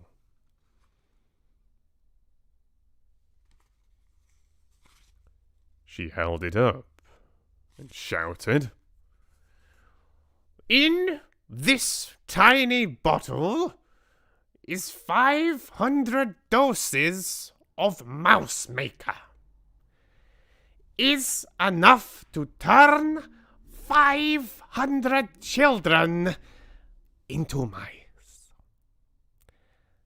I could see that the bottle was made of dark blue glass, and that it was very small, about the same size as the ones you can buy at the chemist with nose drops in them.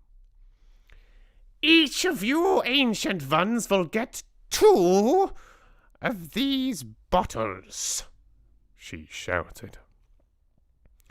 Oh, thank you, O most generous and thoughtful one, chorused the ancient witches. Not one drop will be wasted. Each of us will promise to squish and squallop and squiggle 1,000 children. Our meeting is over, announced the Grand High Witch. Here is the timetable for the remainder of your stay in this hotel. Right now, we must all go out onto the Sunshine Terrace and have tea with that ridiculous manager. Next, at 6 o'clock, those witches who are too old to climb trees after grunters' eggs will report to my room to receive 2 bottles each of Mouse Maker. My room number is 454. Do not forget it. Then, at 8 o'clock, all of you will assemble in the dining room for supper. We are the lovely ladies of the RSPCC, and they are setting up 2 long tables specially for us. But do not forget to put the cotton plugs up your noses. That dining room will be full of filthy little children, and without the nose plugs the stink will be unbearable. Apart from that, remember to behave normally at all times. Is everything clear? Any questions? I have one question, your grandness, said a voice in the audience. What happens if one of the chocolates we are giving away in our shops gets eaten by a grown-up? That's just too bad for the grown-up, said the Grand High Witch. This meeting is over. Out you go. The witches stood up and began gathering their things together. I was watching them through the crack and hoping to heaven they would hurry up and leave, so that I might be safe at last.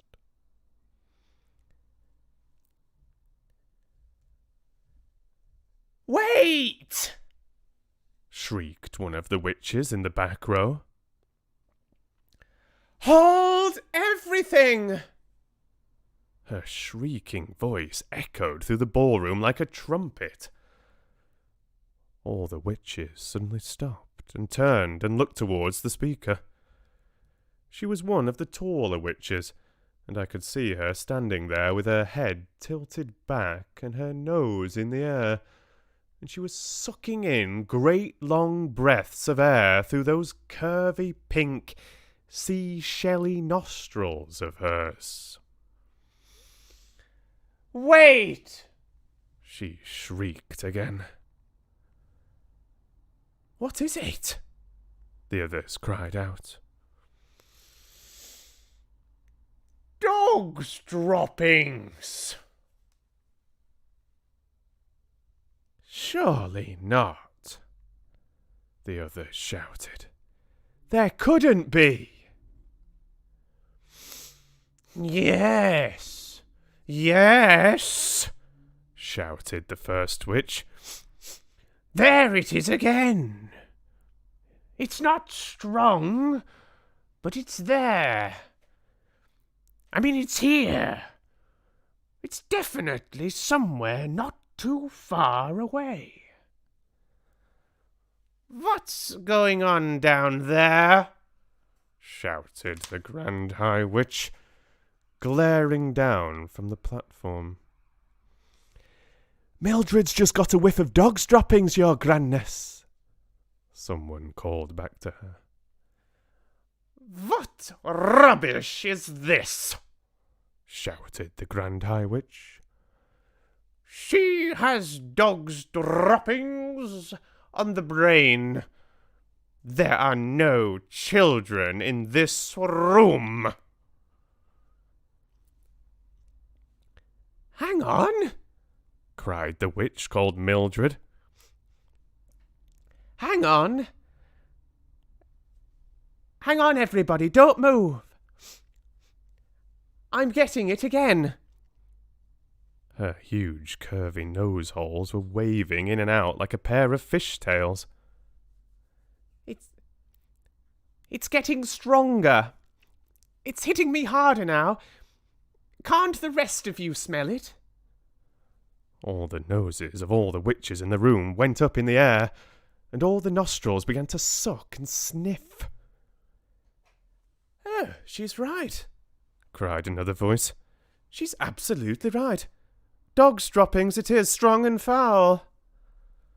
In a matter of seconds, the entire assembly of witches had taken up the dreaded cry of dog's droppings. "Dog's droppings!" they shouted. The room is full of it. Pooh! Pooh! Pooh! Pooh! Why did we not smell it before? Oh, it stings like sewer. Some little swine must be hiding not so very far away from here. "Find it!" screamed the Grand High Witch. "Track it down! Rootle it out! Follow your noses till you get it!" The hairs on my head were standing up like the bristles of a nail brush, and a cold sweat was breaking out all over me. "Rootle it out! This small lump of dung!" screeched the Grand High Witch. "Don't let it escape!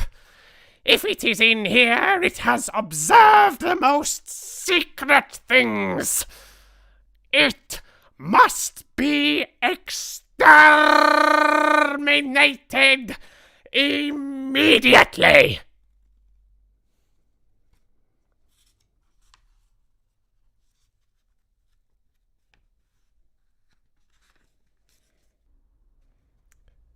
Here is Mildred, the tall and very keen nostrilled witch at the back there, doing a splendid job. I would imagine that the Grand High Witch, once she calms down, will be rather proud of her, I think. If she does pride, I'm not sure. I mean, she is sort of generous in her own strange way. I was a little bit worried for the ancient ones for a moment there. I was thinking that she was saying, "Oh, you know, you're too old and feeble to climb the trees and shoot the thingamabobbies and hunt for the whatevers and chase the cat springers and things. You have no purpose here, and she was gonna fizzle them or have some weird task that they had to do. But no, she's actually prepared, hand prepared, with her clawy hands, 2 bottles for each of those individuals, so that they could take out 500 children with each bottle, 1,000 in total, as sort of a reward for their fine service over all those years. So she does have a softer side. She does have a softer side to her. I was just briefly showing you this picture during the reading as well of her standing up, triumphant with the pre-prepared bottles. I wouldn't exactly describe her as pretty, to be honest. Like, I see pretty in comparison to the maskless face, but still rather disturbing. Oh, you can actually see the seashell-shaped nose holes, the nostrils here in the picture. A nice detail. Alright. That's enough witches for today. We've had 3 chapters. That was fantastic. And not too far to go. Probably about a third of the book to go. It's been an absolute blast.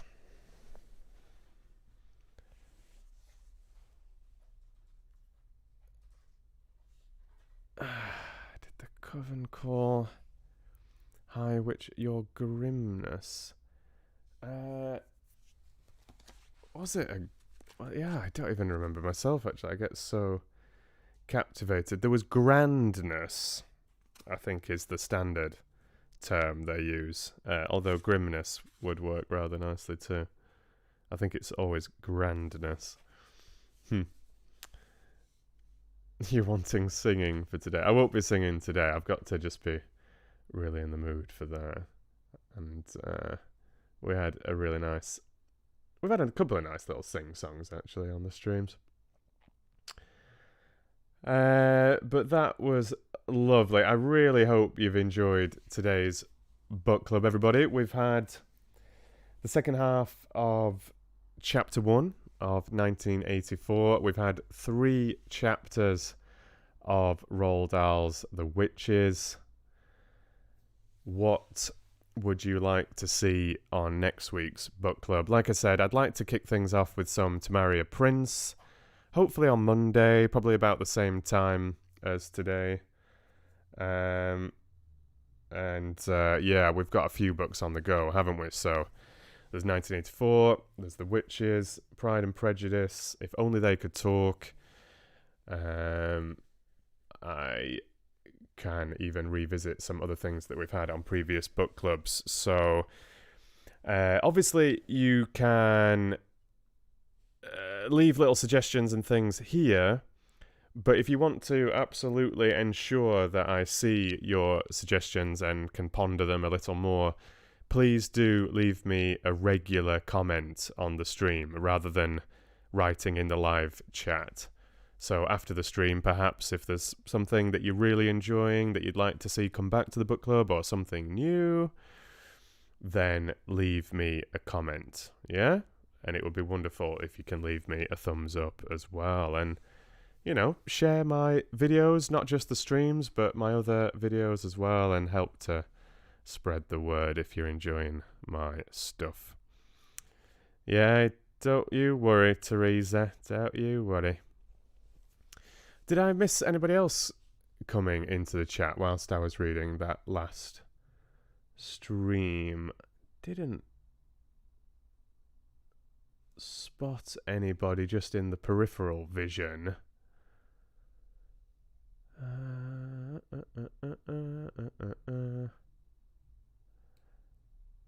Yeah, we were remarkably close, Juz. Yeah, in the same zone, absolutely. And it was absolutely wonderful visiting the west coast, the Basque country of France, and I just briefly dipped into Spain as well. Had a couple of little trips to Biarritz and a bunch of other lovely seaside spots there on that little European journey. Yeah, not last summer, the summer before it was, yeah.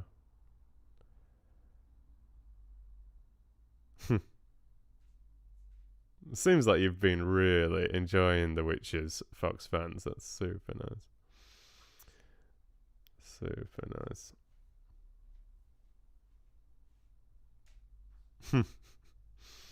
nice. Cheers, Laurie. I was sort of joking about that the other day with the Lady Fox, and she said it's not too late.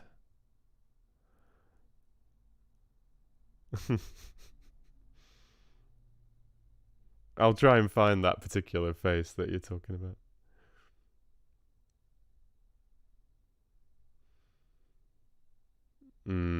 Thanks for being here, though, Light Weaver. It's been a pleasure.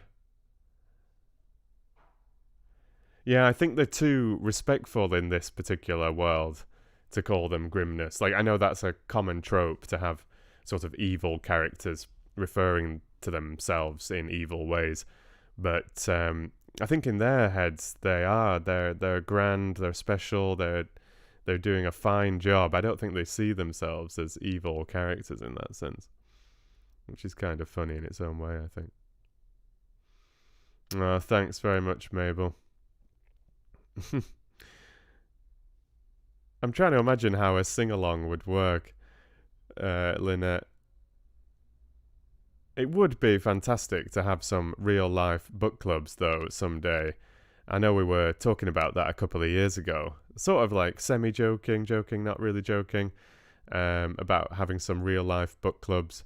And there was some potential for me actually being a special guest at a Fox fan's mother-in-law's birthday party this spring, and I was trying to fix something, see if I could fly over to the UK. It was actually up in North Yorkshire to make that. It was a really fun offer, but then with the whole coronavirus outbreak and everything, it just didn't look like it was going to be possible. And as it turned out, I'm glad I didn't book flights or anything, because I mean, never mind just that obviously it's not recommended to travel. This was a couple of months ago, but even then it was getting to that point of okay, it's looking like it's not recommended to travel, and I could have even got stuck back in the UK, I think. So a shame just with the timing of things, but we'll stay in touch and see if I can maybe be a guest reader at a different event. And I'm really like wondering whether I should advertise something like that. Like, it sort of, I find it so surreal that people would want me to be a guest reading at a guest reader at an event or something. But I mean, you know, we have musicians, we have magicians. There's all sorts of different types of entertainment and guests at birthdays and weddings and events. So, you know, why not? I thought it was such a lovely idea. That was a really nice idea. You know, when hopefully things settle down again, of course. I thought it was a lovely concept. And she'd got this idea. I think they were renting some hall or something up in North Yorkshire in the countryside there. And they'd even got, like, if Logan's still here, he'd be very pleased to hear this. They'd even got an open fireplace and sort of an armchair, and then there was quite a lot of guests that were attending. So I'm sure that the birthday celebration still went ahead. They might have had to reduce the scale of things a little bit. This was, like I said, this was like planned for a couple of months ago. But it sounded wonderful, and I'd asked if I would be able to film it as well, and then I could have shared it with you guys, and maybe used it as a little bit of a platform to see if others out there would be interested in sort of recreating that kind of thing elsewhere. I thought it was a really, really nice idea.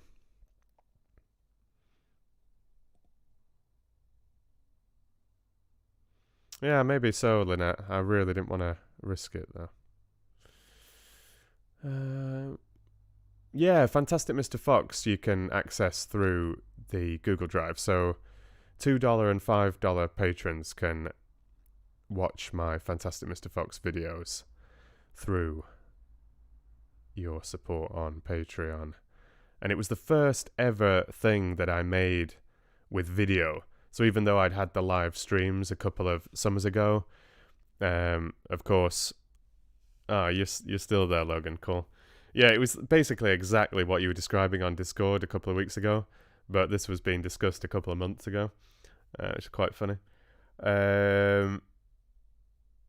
It would have been great. I should have dressed up for it if I was doing it as well. I was thinking of just like going casual in a t-shirt or a shirt, but I think you would have appreciated that if I'd have worn some tweed jacket or something, and some nice brogues. But yeah, although I'd had the live streams, I didn't have the webcam back then, so I just had the book up on screen and some images and such. But Fantastic Mr. Fox, it was the first time that I'd experimented actually filming me reading, but it was just my hands and the pages of the paperback. But I think it turned out pretty nice. I released it as 5 or 6 parts, and then made a complete version where I just edited together the videos. But HarperCollins took it down, so that was uploaded something like February, March of last year. But they took it down after a couple of months, which is a real shame because I thought it was really lovely. But it's on the Google Drive at least, so that I can privately share it, if not publicly share it, on YouTube.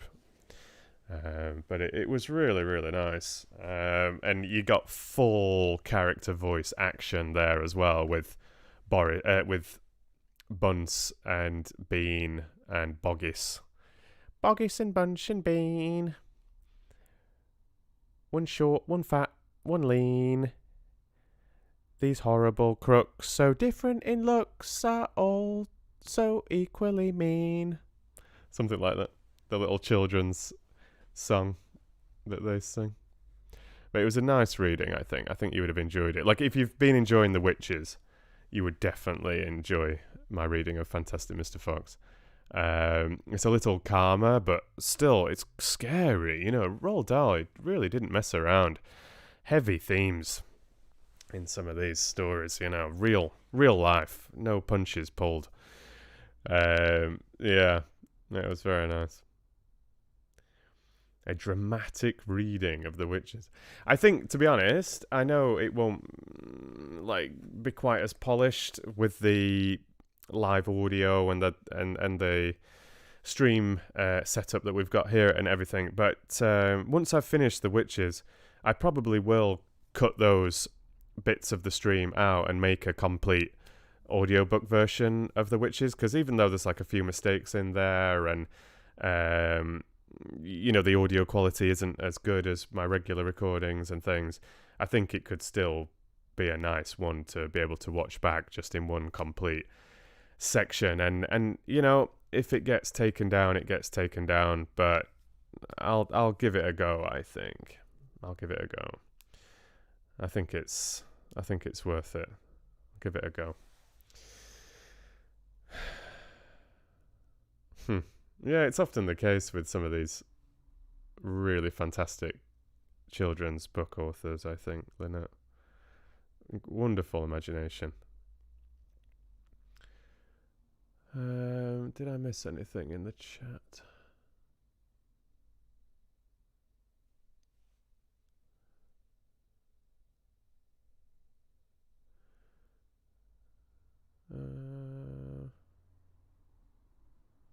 think so.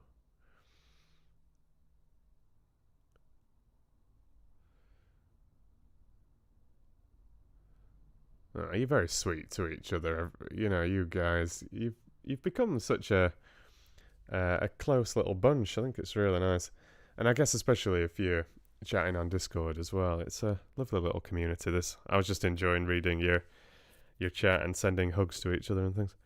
It is a funny time though, isn't it? Out in the world, so we need to stick together and not be diversive.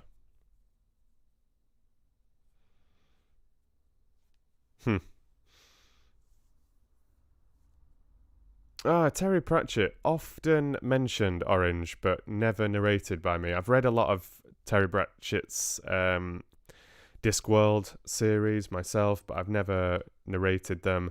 It's another one that will be copyright protected, I'm sure of it. I could definitely try a chapter in the book club just to play around with it and see how it goes. Big fan of Terry Pratchett, and I know a bunch of you are as well. I know Miranda's a big fan, who's been a book clubber for a long time, a foxfan for a long time. So, yeah, it's certainly one I'd really, really, really like to do.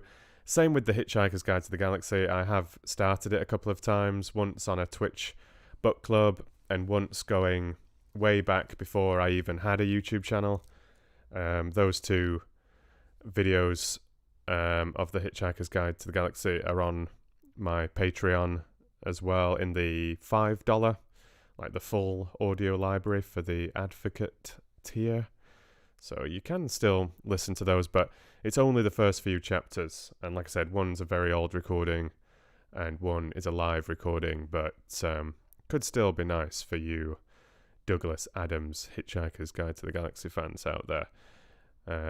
But that's one that I know for a fact is very strictly protected by Macmillan publishers, because they struck me down incredibly hard for my reading of Ender's Game, which was a very early commission through Patreon by my first ever patron, in fact. And they struck down Ender's Game, no mercy. They wouldn't discuss anything with me in email. And they also sort of warned me that they'd spotted Hitchhiker's Guide to the Galaxy, which was literally just the first couple of chapters, very roughly recorded on my original Stephen Garnett channel, but I quickly took them down, and I've not really touched it since, apart from that little live reading on Twitch about 18 months ago or so. But yeah, a wonderful author.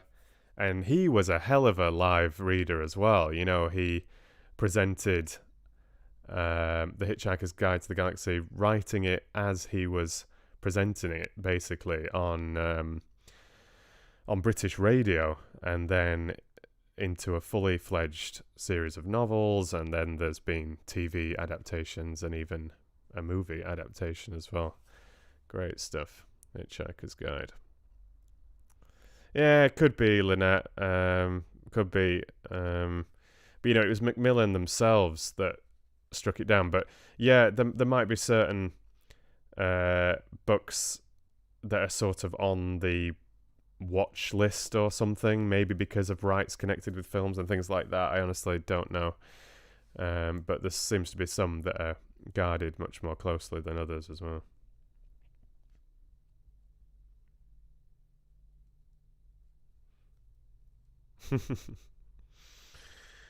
Wow. I love what I do too much to just disappear into the dust like I'm sure they'd like me to.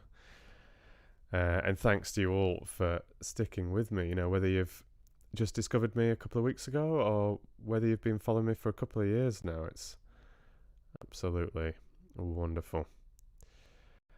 All right, book clubbers, thank you so very much for joining me today. It's been really, really, really, really nice. I've had a lot of fun with The Witches, as I'm sure you can tell. So that will absolutely be coming back next week. I don't have a stream planned for the weekend. If I feel that somehow it can work, I will let you know through Discord. So that's the place to be if there's something spontaneous going on and you want the heads up. But otherwise, Monday is the plan. Like I said, wanting to kick off with some To Marry a Prince, and then we'll just take it from there. And like I said as well, do leave me a comment. Do leave me a regular comment on the stream. If there's something that you're particularly enjoying, or if there's any feedback, yeah, let me know. Because things can get lost in the live chat. You know, even though I try to read everything that's coming through, things do get lost, of course. And it's nice just to encourage other people to leave comments as well, because on the regular videos, obviously a lot of people post comments, but on the live streams, most of you are chatting here, and then it can leave the comment section a little bit empty. You know, there's little tumbleweeds rolling along the screen there. So chuck me a comment or two if there's any bits of feedback or favourite bits or whatever. You know, leave a timestamp of something you particularly enjoyed, perhaps. A silly face, a nice song. You know the stuff. All right, everybody. Never seen somebody complaining it's the weekend. Madness. You take care, everybody. Thanks so much for being here. It's a pleasure to spend 2 or 3 hours with you. It's been really, really nice. And I'm really pleased with myself as well, if I may say so, for having 7 streams in 2 weeks after quite a break. You know, we had those Christmas Carol streams and a bit of To Marry a Prince, Christmas New Year time, but just not got anything regular going for quite a while. So yeah, I think it's been really, really lovely. All right, everybody.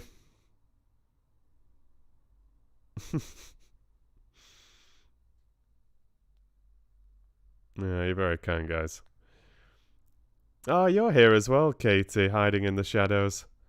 Nice to see you. Yeah, you have a good weekend too, everybody, and enjoy the rest of your day. Whatever you're up to, I hope it goes as smooth as possible. But stay foxy.